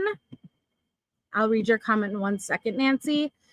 Intermission, the missing child of tonight is Taylor Aiden Green. His NCIC number is located right below his name. He is missing out of Philadelphia, Pennsylvania. He is 6 years old. He has been missing since January 5th, 2024. Taylor was allegedly abducted by his father, Minor Green, on January 5th, 2024. A felony warrant for kidnapping was issued for Minor on April 8th, 2024. Here is a photo of Minor Green. He is 29 years old. If you know any information about their whereabouts, please contact the Philadelphia Police Department in the number located in blue. So Nancy said, it's so hard for adolescents to understand when they have an abnormal relationship. They just grow up thinking it's normal until they experience other families. And that is what I think. I know he's adorable, right, Deets? That is what I think we need to remind ourselves with Letecia with Harley, because Letecia was the primary caregiver of Harley. She did not have even two parents to at least compare it. Not even like, okay, I have a narcissistic mother, but my father, in my life shows me what normal behavior. No, Harley never had that. Letecia was all she's known. And even when Al came into Harley's life and was a father figure, we hear both Al and Letecia during their interviews explain they had very separate parenting. So Al wanted, ready for this narcissism? Al wanted numerous times to adopt Harley, to make her his daughter. Letecia would never allow it. That's how controlling she is. And I'm not saying that there always is the case where you should allow, I'm just saying that's another way that she was able to control. But their parenting was very separated. These are your stepkids. That is my stepkid. And we don't really cross the line into one another's parenting. So even when Al came into Harley's life, it was at a limited position. It wasn't, he came on and he was able to be the father that she always deserved, Hi, Sadie.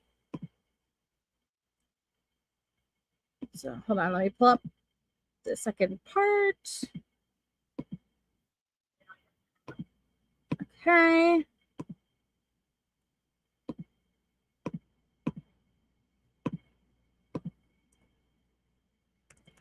All right. So here we go. Oh, here we go. Continuing on with the Amy Lang call, May 14th, 2021.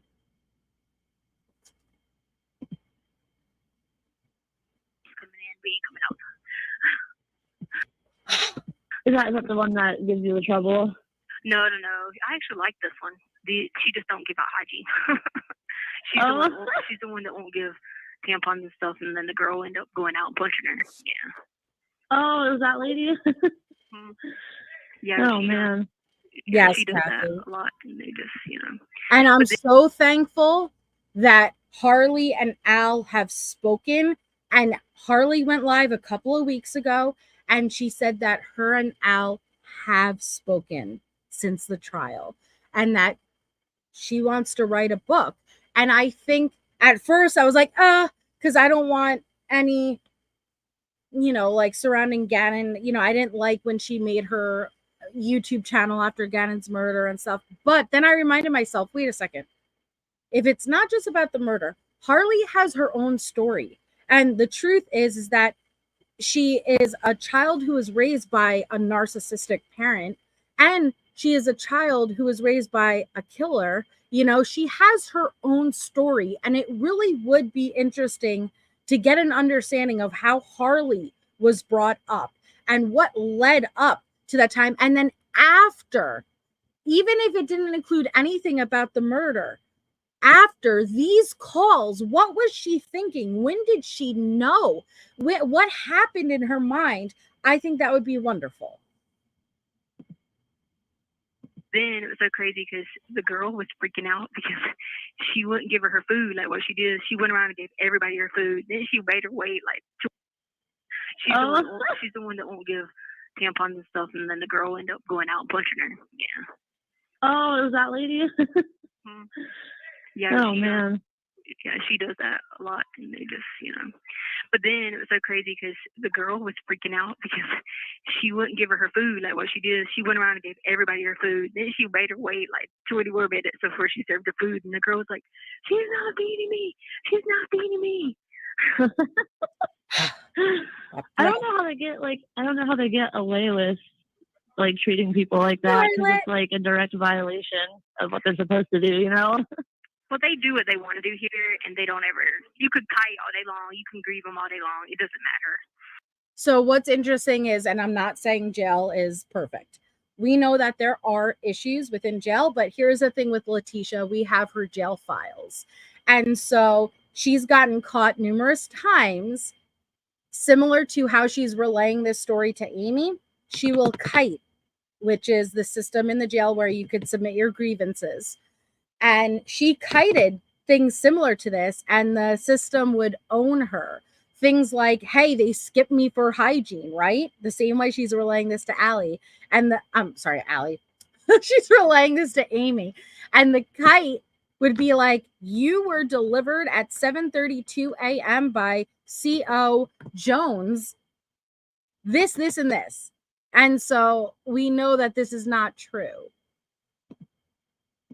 That's what I just be telling people, like, you're wasting your time. I just do it just to be having to document dates and times. I was like, but you're really wasting your time if you think you're going to get a response to that. And everybody's always like, we never heard anything, or they write back a bullshit answer. I was like, that's what they do, because they wrote that girl back and said, the handbook says you'll get it on your timeout. It does not. She showed everybody the handbook. We all read it. No, it says as needed. You get hygiene as needed. And they pretty much take it and turn it into whatever they want it to say. You know what I mean? So like, just go along with it, Yeah. All the times that I've called up there to like talk to somebody about, whatever, like they're very nice. Like they've always been very nice to me, but none of them have been very helpful. Like, well, that wouldn't be surprised. That's why it's also very interesting going through any liar. There's going to be little truths, little nuggets of truth in the lies.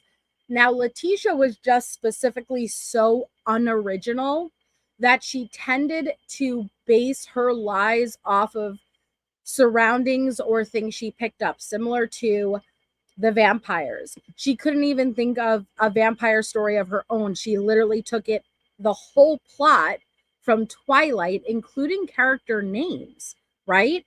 She took the pregnant belly full of cash from an article she read, and then it turned into the El Chapo, right? The whole cartel. So it's what I think is it's usually something that did happen in jail, and then she shifts the story to include her. And they'll flat out tell me too, like they don't even try to hide it. Like the one time that I called and that dude like flat out told me on the phone, like, yeah, the communication here is terrible. Like, well, if you know it's terrible. They came to get me in had restraints, and I came down the stairs. I was like, why do I got to get restraints? They're like, you have court. I was like, but I thought it was WebEx. And she was like, it is. And I was like, I've been to how many WebExes, and I don't have to be restrained. I don't understand. She was like, yeah, but because it's court, we have to do it. I was like, never mind, I'm not good. I went back and never mind, I'm not going. So she doesn't literally want to appear. And this is the thing. In one breath, she'll say, they won't let me to go to court. They won't let me do this. And then in the next, she's laughing because she won't go to court, all because she's on an FRAD hold, which means that there are restraints that need to be placed on both her wrists and her ankles. Even if it's a WebEx, there is protocol they need to follow. And so she just doesn't go to court. Now, does that scream the actions of somebody who is innocent that's the one thing I'll give Sarah Boone, because they have similarities. Sarah Boone wants to be at every single court hearing. And if there is any hearing, no matter how insignificant, that she did not get to attend, she will write 8 letters about it. I'll give her that. Hey, Carolina. Rude. Then she came back and she apologized. I'm sorry. She said the communication didn't get to me and let me know that you didn't have to, do it here in the building. I was like, it's been like this 2 months now. How did the communication not get out? Yeah, you'd think it would be common sense if you're sitting in front of a computer, in the facility, you probably don't. I mean, I guess I understand, the protocol, if, an inmate has to leave the building, but, if you're staying there and getting on the computer, that doesn't make any sense. Yeah. I mean, oh my gosh. What are you going to do? You're going to run to the door and beep and be like, I'm an officer? And they're going to look at you on the camera and be like, yeah, right, you ain't getting out. Okay. I mean, it's was that, pure, was it hearing on Wednesday? Yeah. Yeah, I tried to log into WebEx. It was 5:25 my time. And I was like, oh, snap, I forgot. So I logged into WebEx, but nothing had started yet. And then my phone died, and I wasn't at the house. I didn't have my charger, and I was like, no, I think it was done. Oh, okay. I might have gotten there too late. Yeah, it had to be, because I literally was there for 5 minutes. That was oh, it. Really? It was just because I guess he had already submitted the entry of appearance.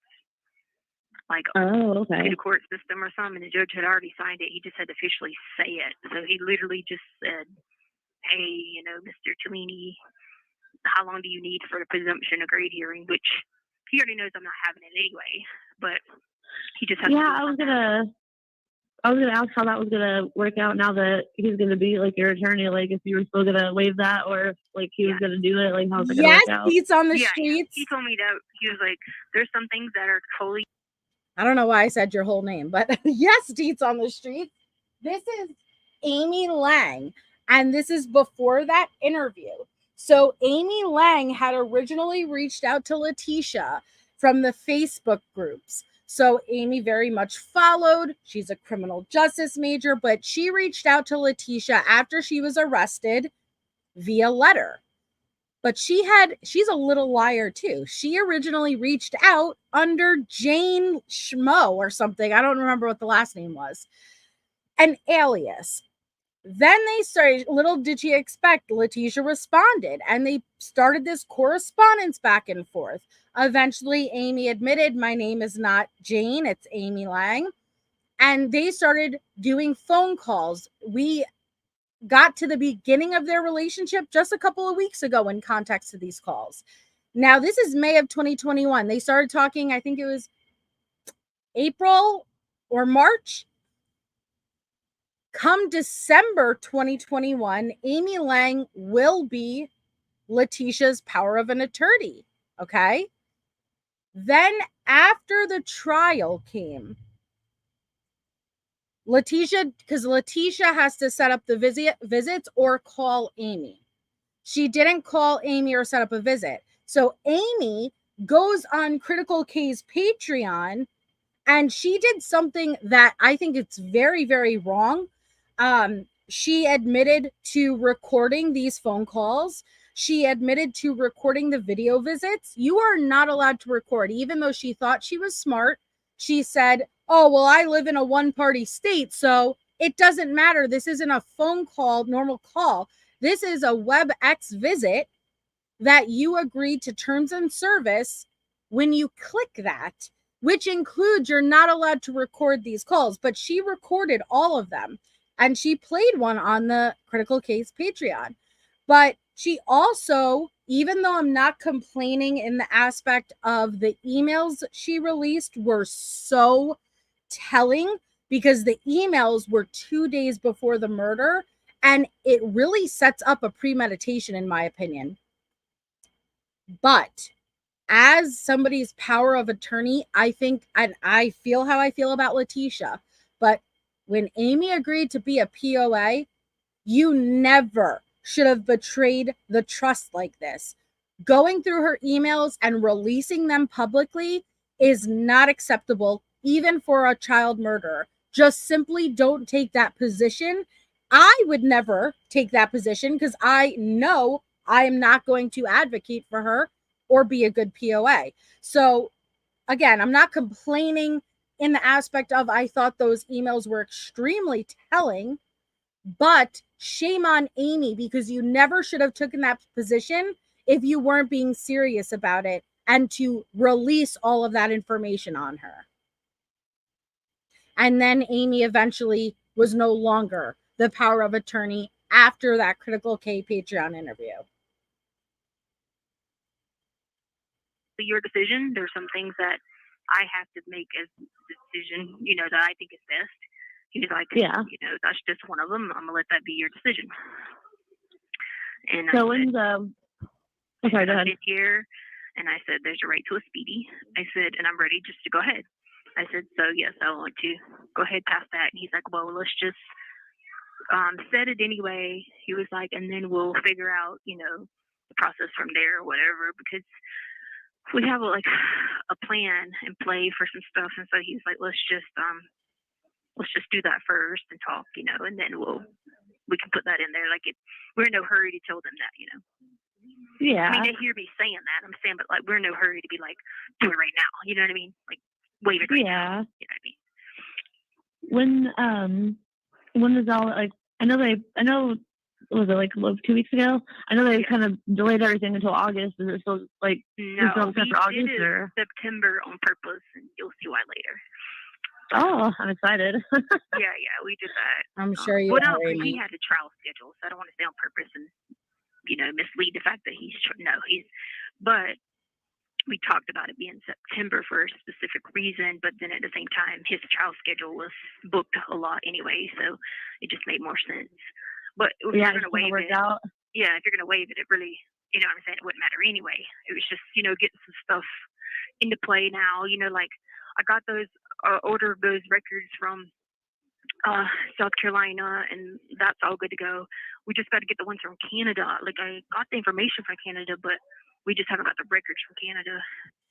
So when she says Canada, she is referring to the claim she made that she was institutionalized in Canada for like a 2-week period. There is zero evidence, okay? Zero evidence. Her trial's defense at trial, 2 witnesses total. 1, the first witness, wasn't really a witness for the defense, but she was called because it was testifying that at one point, Letecia came into her general practitioner and in a 5-minute conversation had relayed that she was experiencing some anxiety. She got a referral. Bam, bam, thank you, ma'am. And then Dr. Dorothy Lewis. Out of how much they dug, they were not able to produce any of the records that Letecia claimed she was hospitalized here. She had a hospital stent there. Nothing. The only mental health record they had was the 5-minute testimony that Letecia had come in and expressed she was experiencing some anxiety. There's your referral. Thank you very much. That's it. So like he just wanted all that stuff, Yeah, makes sense. I mean, that gives him like plenty of time to get all that stuff, because I'm sure it hopefully shouldn't take that long to get those records from Canada, because from here to September it's a decent amount of time, and then he can catch up to. Yeah, go ahead. I was just going to say, on top of that, how WellPath is acting here, that's giving him more of a rope to kind of just be like, well, you keep doing this, and doing this. And like, I haven't had nothing since April. And so like, I can feel that I get 2 or 3 days, or I'll just stay in there. And like yesterday, it didn't bother me staying in too bad because I was already so super depressed, and then my anxiety and depression, and I went manic, and then I came back down. You know what I mean? And so like, I could feel myself getting more and more like that each. Like, what she says is very disrespectful again to anybody who may be struggling with these ailments, and it adds to the stigma At this point, she claimed to be diagnosed bipolar disorder, BPD. She claims to be diagnosed with schizophrenia. She claims to have dissociative identity disorder. And as if there isn't already enough stigma around these disorders and illnesses, she truly added to it. And I think Judge Werner said it best at trial, is that he has defendants come in all of the time who are genuinely struggling with what she claimed to have struggled with. And her pitiful performance was an insult to the mental health community and to all of those defendants who genuinely may not understand what they have done, or they weren't in their right state of mind, and then they come and consciously get back to it, and they cannot even live with the grief, regret, like all of those emotions, because at the time they were not with it. Each day, you know, and I was like, that's why I got to get something done, because if I don't, I mean, it's been since April. You have 1 minute remaining. It was funny because So telling, Deborah. Basically, it was like, oh, that makes sense now. Like, you were like basically such a good behavior at the state hospital. I was like, heck yeah, because I was ready to get the heck out of there. I bet. I was like, no. I said, they tricked me like that in Florida, and I gave them my wrong name because they put me in a mental health hospital in Florida, and I gave them my wrong name. I didn't. So you see what she just did? When I went and I got help in Florida, I gave them the wrong name. So that is why you will not find any records. You will find no records because it's not under that name. I didn't know that one. That's funny. I don't blame you. Hell yeah, because I like being around them. And that dude was trying to be that his name was Gray, and I was like freaking out. And I was like, what you think, you're Meredith Gray? From Grey's Anatomy? Yeah. I was like, I got to get up out of here. I was like, man, I'm just on some H2O up in here and some high quality stuff, man. I got to go. I got to be on my best behavior like a good doggy. And he read a report. He read a report. Oh my gosh, wonderful behavior. I'm like, heck yeah, you would be too if you were about 3 sheets. Exactly, Deborah. Yeah, no joke. Thank you for using Global Telling. Okay. And Deborah says other defendants are horrified with things they have done. The judge reminded Tisha she never wondered why she had a body in the back.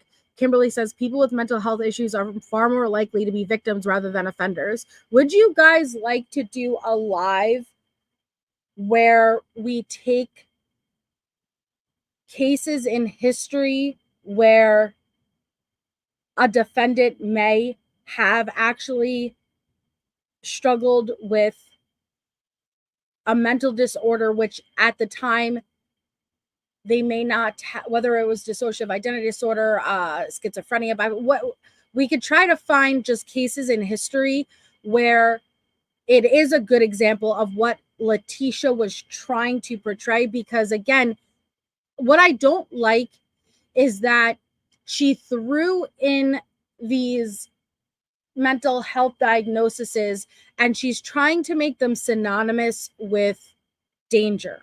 And there's already a really bad stigma around it. And I've used this example before, but when I was covering the Quentin Simon case, at the time, Quentin hadn't been found yet. And people were diving into the members that lived in the house with Leilani Simon. One of those included her brother. And it came out that her brother was on the spectrum, okay? I cannot relay to you guys how many people I heard speculating that this brother may have possibly killed Quentin because he was on the spectrum and maybe he did something he didn't realize and X, Y, and Z. And I was really disgusted because being on the spectrum does not make you any more likely to commit a crime, let alone murder, than somebody off of the spectrum. And I realized how many we are very uneducated, and people aren't familiar. And I don't, you know what I did real quickly. This is when we first found out she was going for dissociative identity disorder at trial. And I uploaded this short video and I'll show you guys, because it really, the only thing that people really had for DID was what Hollywood depicted of it, which unfortunately only added more to the stigma. Where did I put it? Here it is. And I'll show you guys it. Look. We need to become educated on this, because people who struggle with this, and there have been crimes committed where someone may struggle with DID or schizophrenia. There's so many, there's countless. And it's pleading not guilty by reason of insanity isn't an excuse. Like I said, the people, and that's why I'd really like to find cases, are horrified with their own actions because they didn't do it. They weren't in their right state of mind. They didn't know. And imagine driving in a van and then coming to your senses and not realizing that there was a body in the back. That is what would happen if you were struggling with that. But it's just adding as if you struggle with one of these mental health issues, that you are more likely to commit such a heinous, horrific crime, when the truth is, no, you on your own, Letecia, did this. Oh, remember that, Harley? Yes. We should.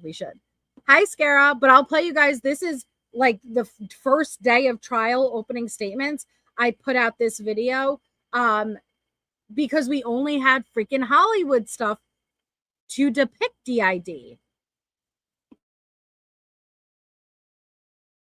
The trial of Letecia Stauch just began, and she is charged in the murder of her 11-year-old stepson.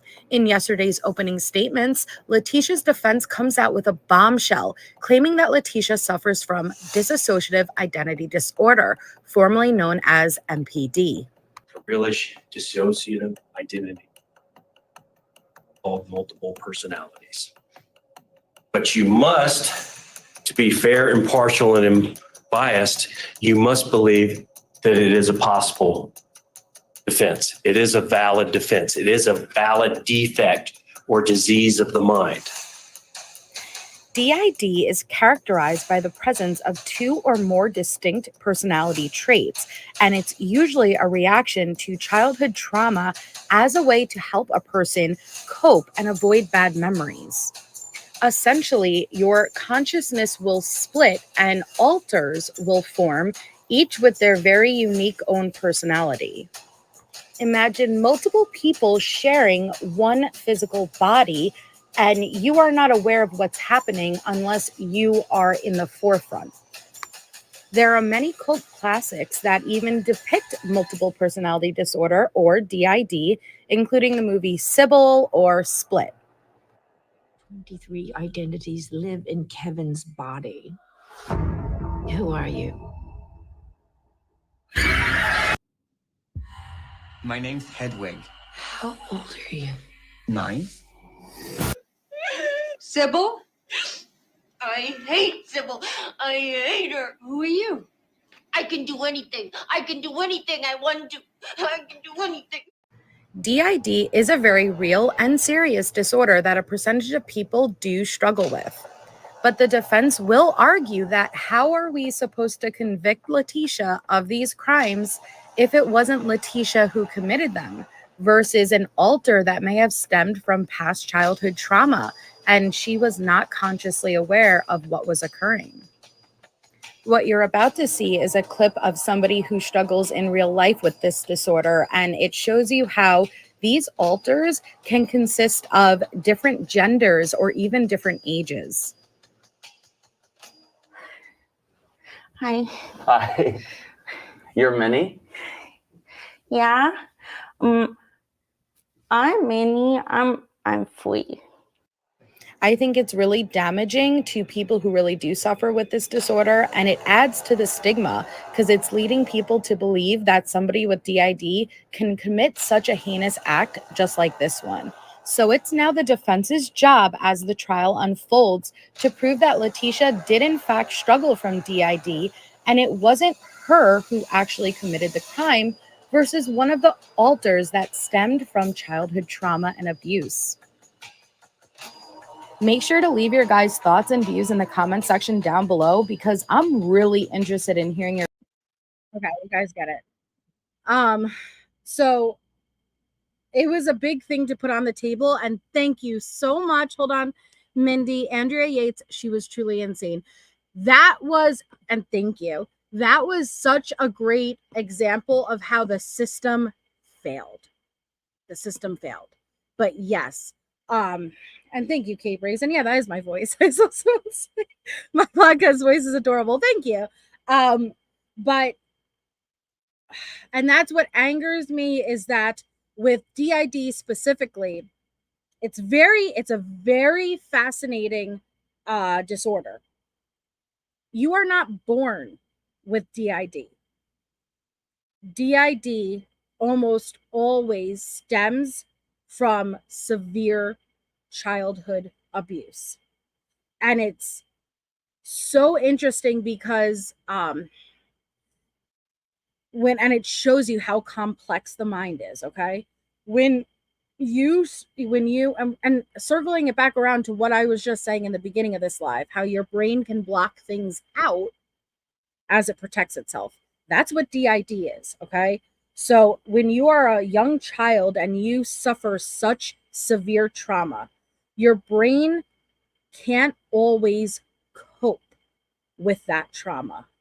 And so what it will do is it will essentially fracture your consciousness, and it will split off into alters, different personalities. These alters can range from different ages, sex, and even some circumstances, not human. And thank you, Shane. That's very kind of you. Thank you so much. Congratulations if you just received a membership. Shane just gifted them. Thank you. Thank you so much. If you've ever seen the movie Split, that and Harlot, that's the clip I played from, or Sybil, or even Fight Club, right?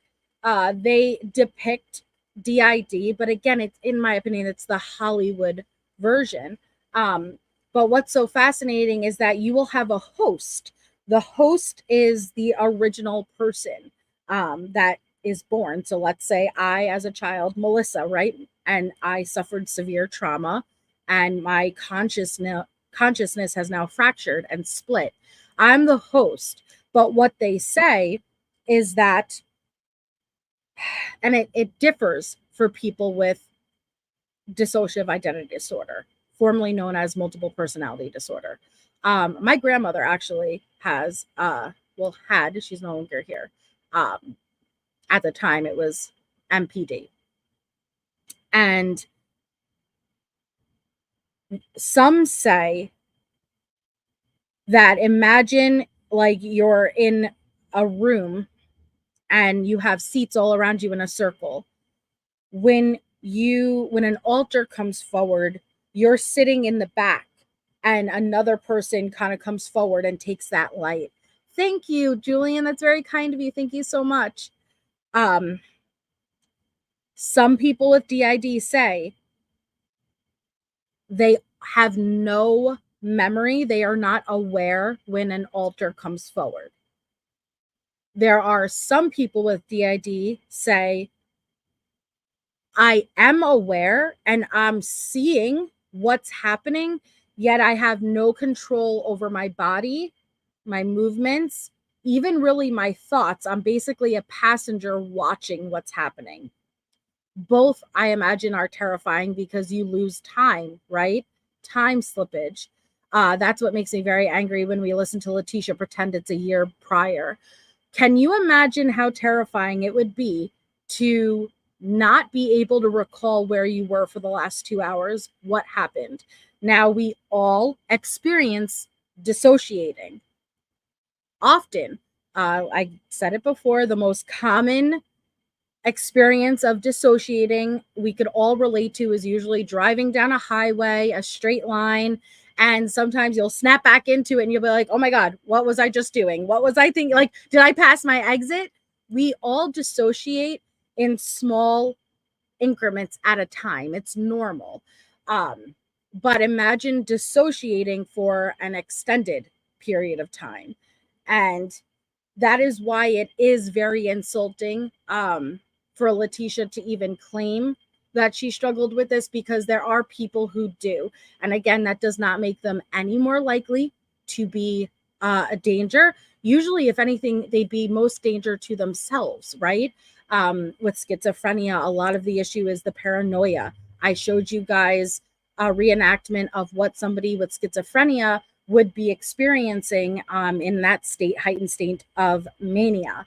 And if anything, they're usually more a danger to themselves because of the extreme paranoia and fear that's building up.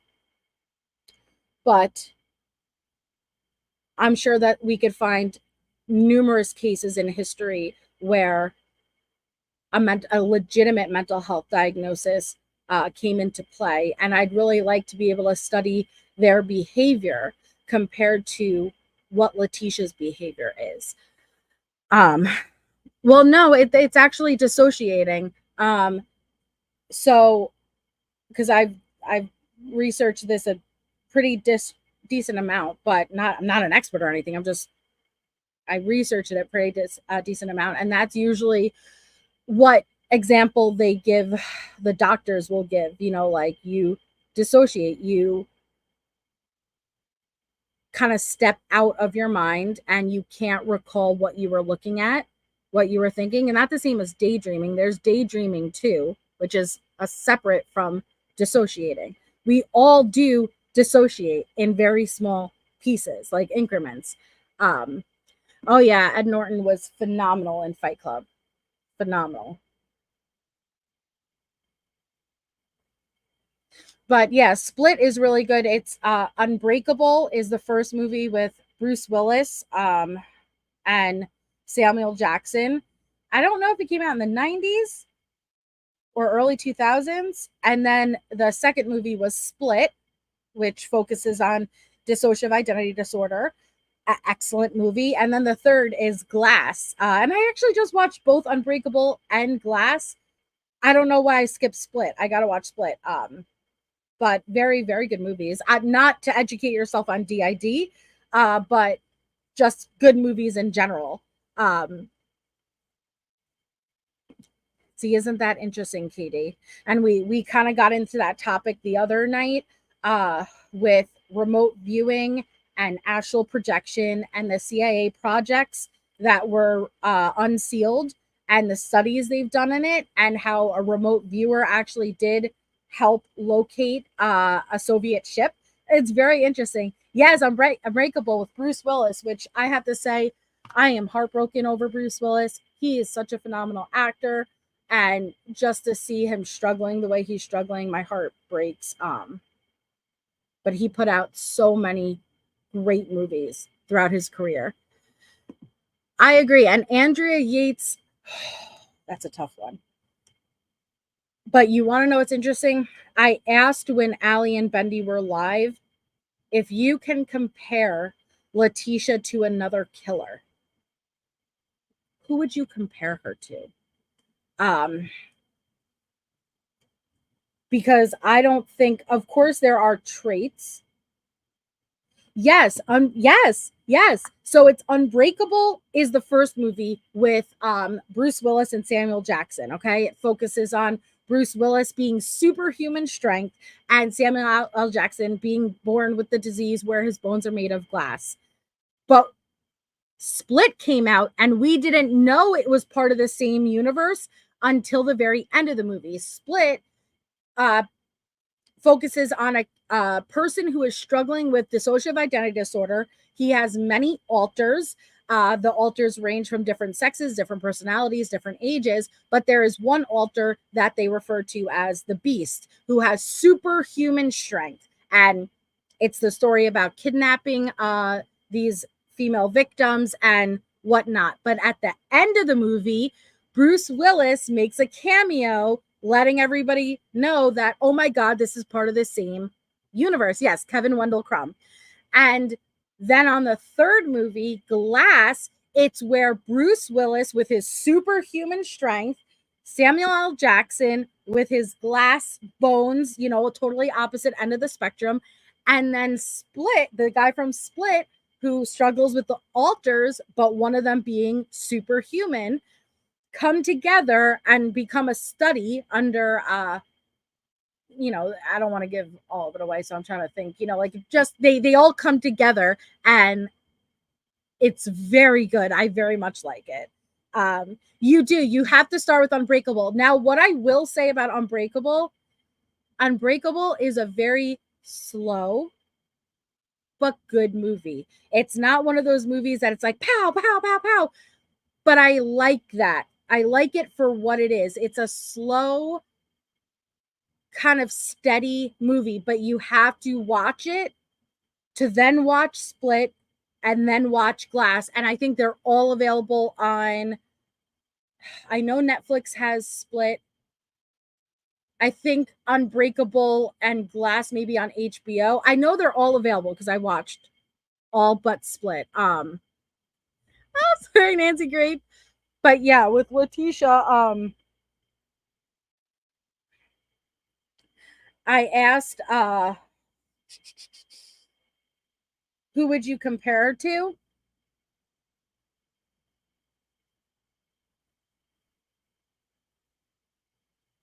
And hold on. And Bendy said Diane Downs. No, it's available on HBO. I just watched it like last month. It's available on HBO. I have seen Identity. Yes. It is M. Night Shyamalan, and I love M. Night Shyamalan, and he always makes his his little cameo in all the movies. Okay, so see, Bridget, she has traits of Casey Anthony, but let me explain to you the difference between Letecia and Casey Anthony.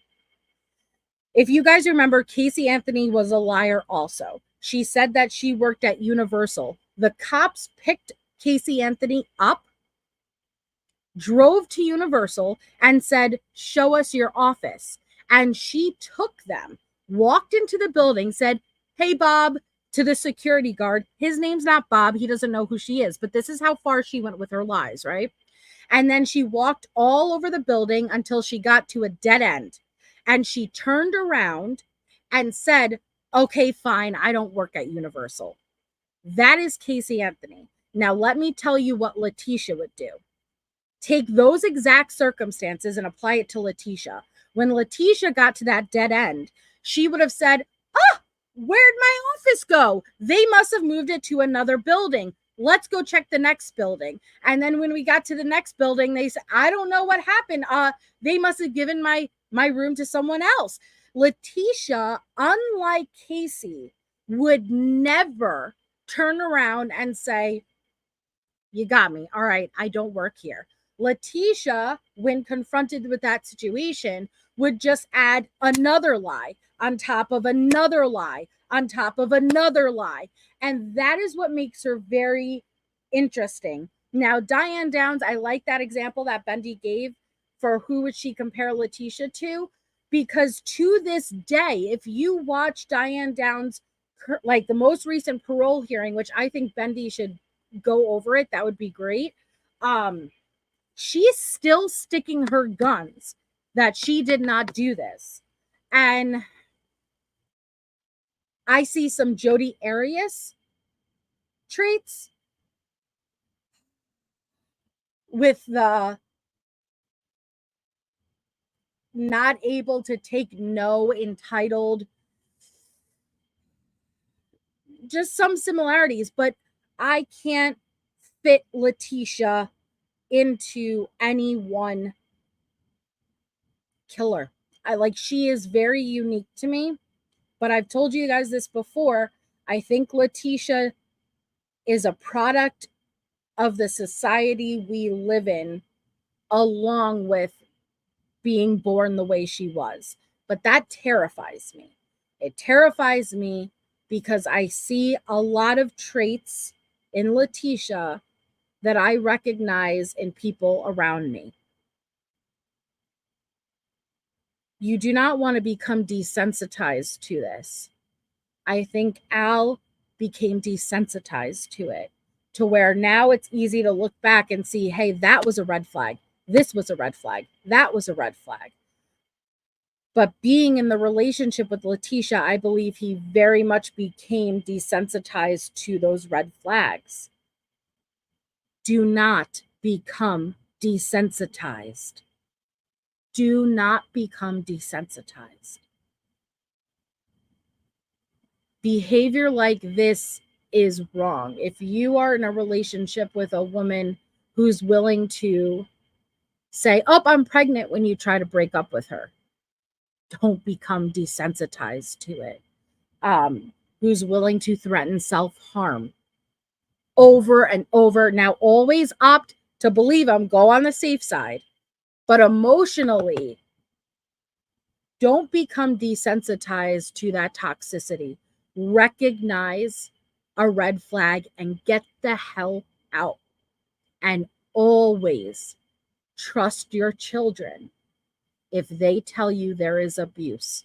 You would rather believe them and it ends up not being the case than ever not believing them and then ending in a horrific scenario.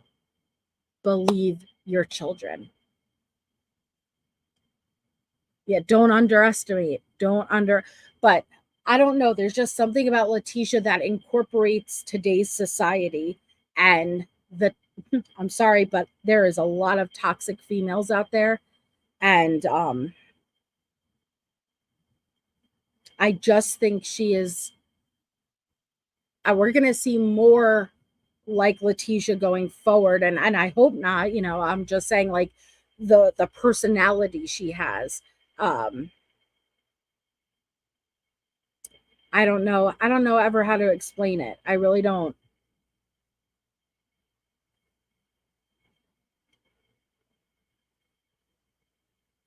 Letecia has many victims, okay? And with that being said, of course, Gannon is the main victim here. It's not said to minimize in any way. But Letecia has numerous victims of numerous things. Harley is a victim. Al is a victim. Landon is a victim. Gannon, of course, is a victim. Lena is a victim. Aunt Brenda is a victim. They are all victims of Letecia in different ways and victims of different things.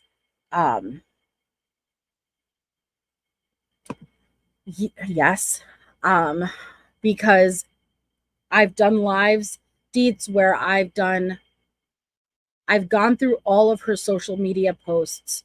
Basically, the murder happened end of January, and she was arrested March 2nd. So this was, the bulk of it was February. And what she was doing on social media, and it played a big role in the unfolding of this investigation. It was so today-like. I don't know how to explain it. I don't know how to put to words what I'm feeling, but the social media presence, how she opted to lie, the fake polygraph, the pettiness, everything. I don't know. There's just so many aspects of it's the world we live in today mixed with who she is. It evolved into a very horrific A modern murder. Thank you. That describes it. It's a modern murder. But what terrifies me is, again, I see similarities in Letecia that I can say I see in other women. I do. I absolutely do. I have seen other women lie about some of the things I've seen Letecia lie. How do you know what makes them different? And that's why I'm saying run. If you are in a relationship where you are seeing please do not become desensitized to it. Get out, because I believe if you go back, Al didn't ever believe that it would turn into this, right? He just became desensitized to Letecia and how wrong these things were, right? It was just typical Tisha. But if she can turn into what she turned into, I'm scared that others can. And we don't ever want this to happen again, obviously. Oh, nice, Harlot. Hey, meat feet. But yeah, it's terrifying. But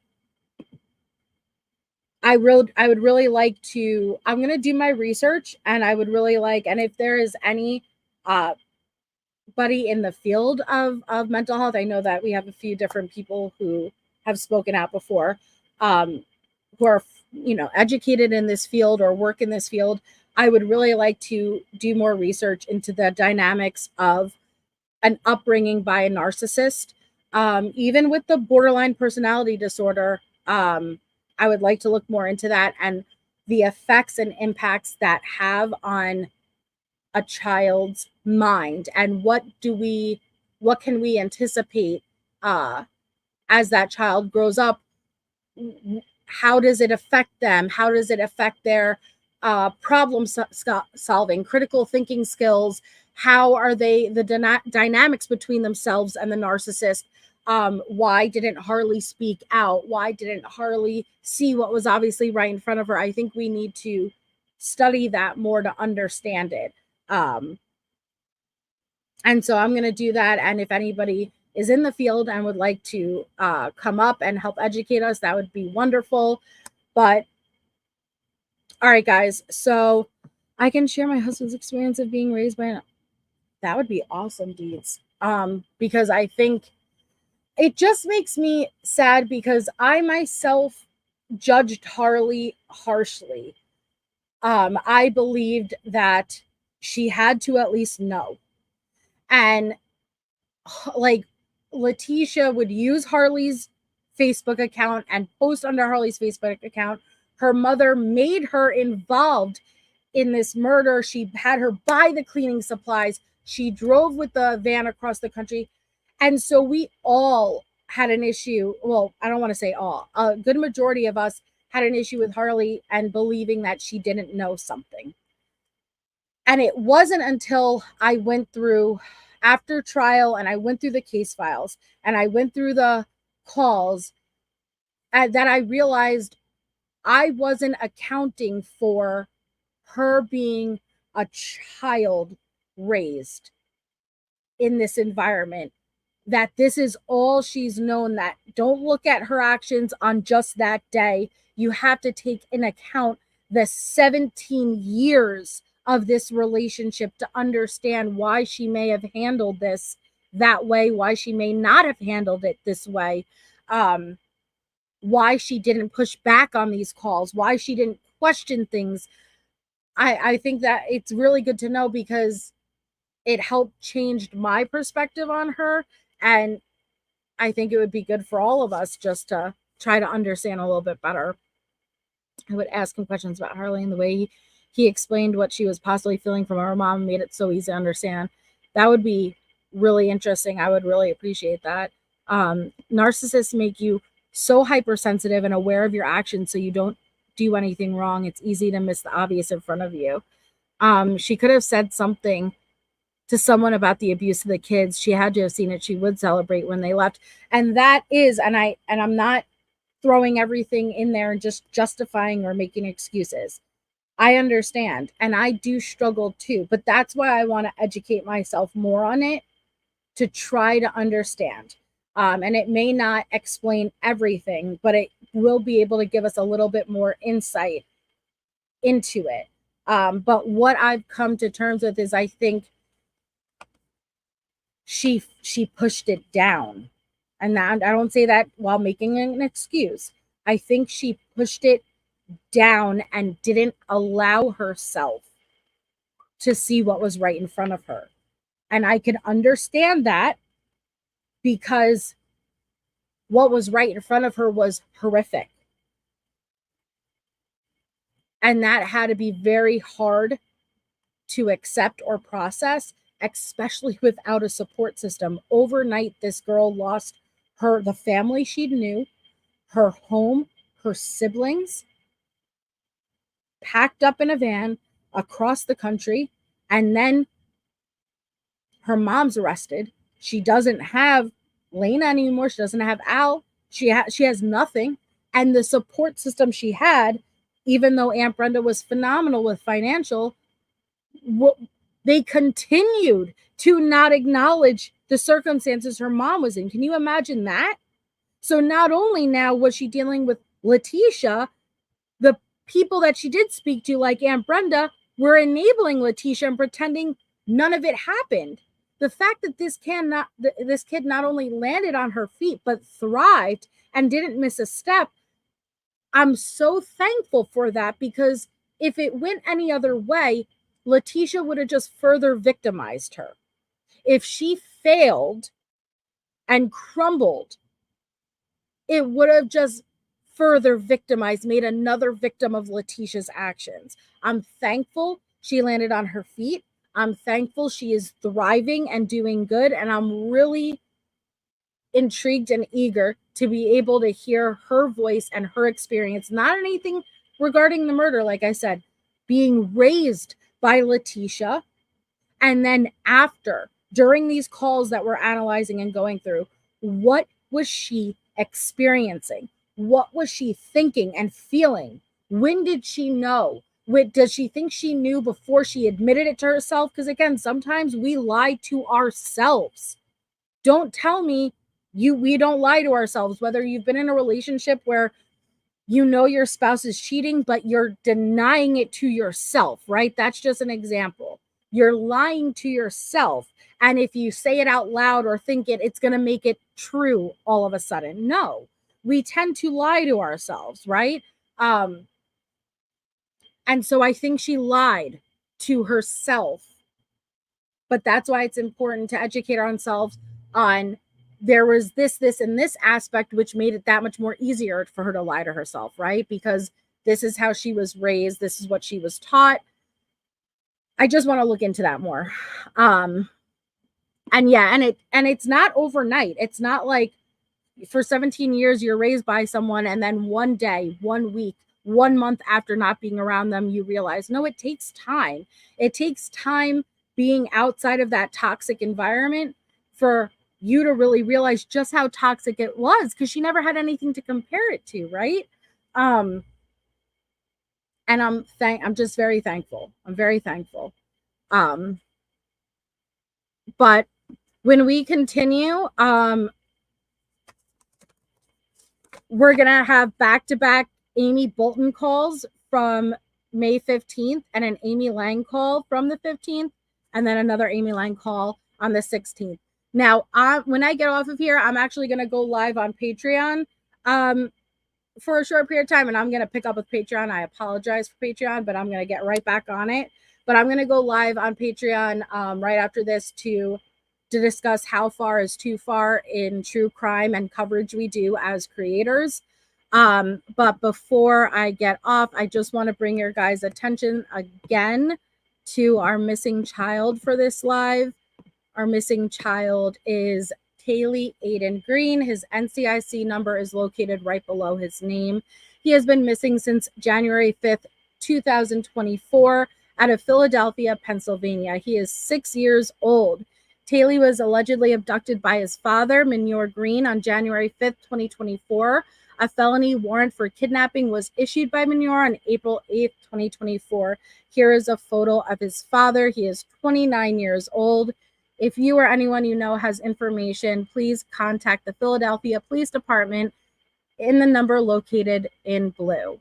So I want to thank you guys all for being here with me. Thank you for anybody for their service, given that it's Memorial Day weekend. I will be on tomorrow also a little bit earlier, not at night because I have things going on.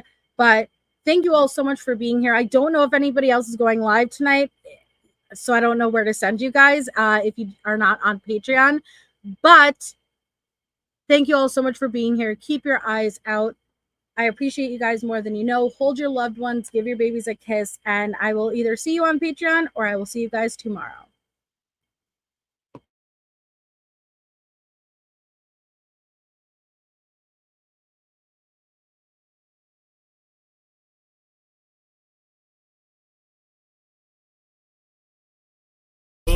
For the interviews, because I don't have any fancy clothes. Go to my closet, you take whatever you need. You too, Brennan. You guys got to look sharp. It's the most important day of our lives, okay?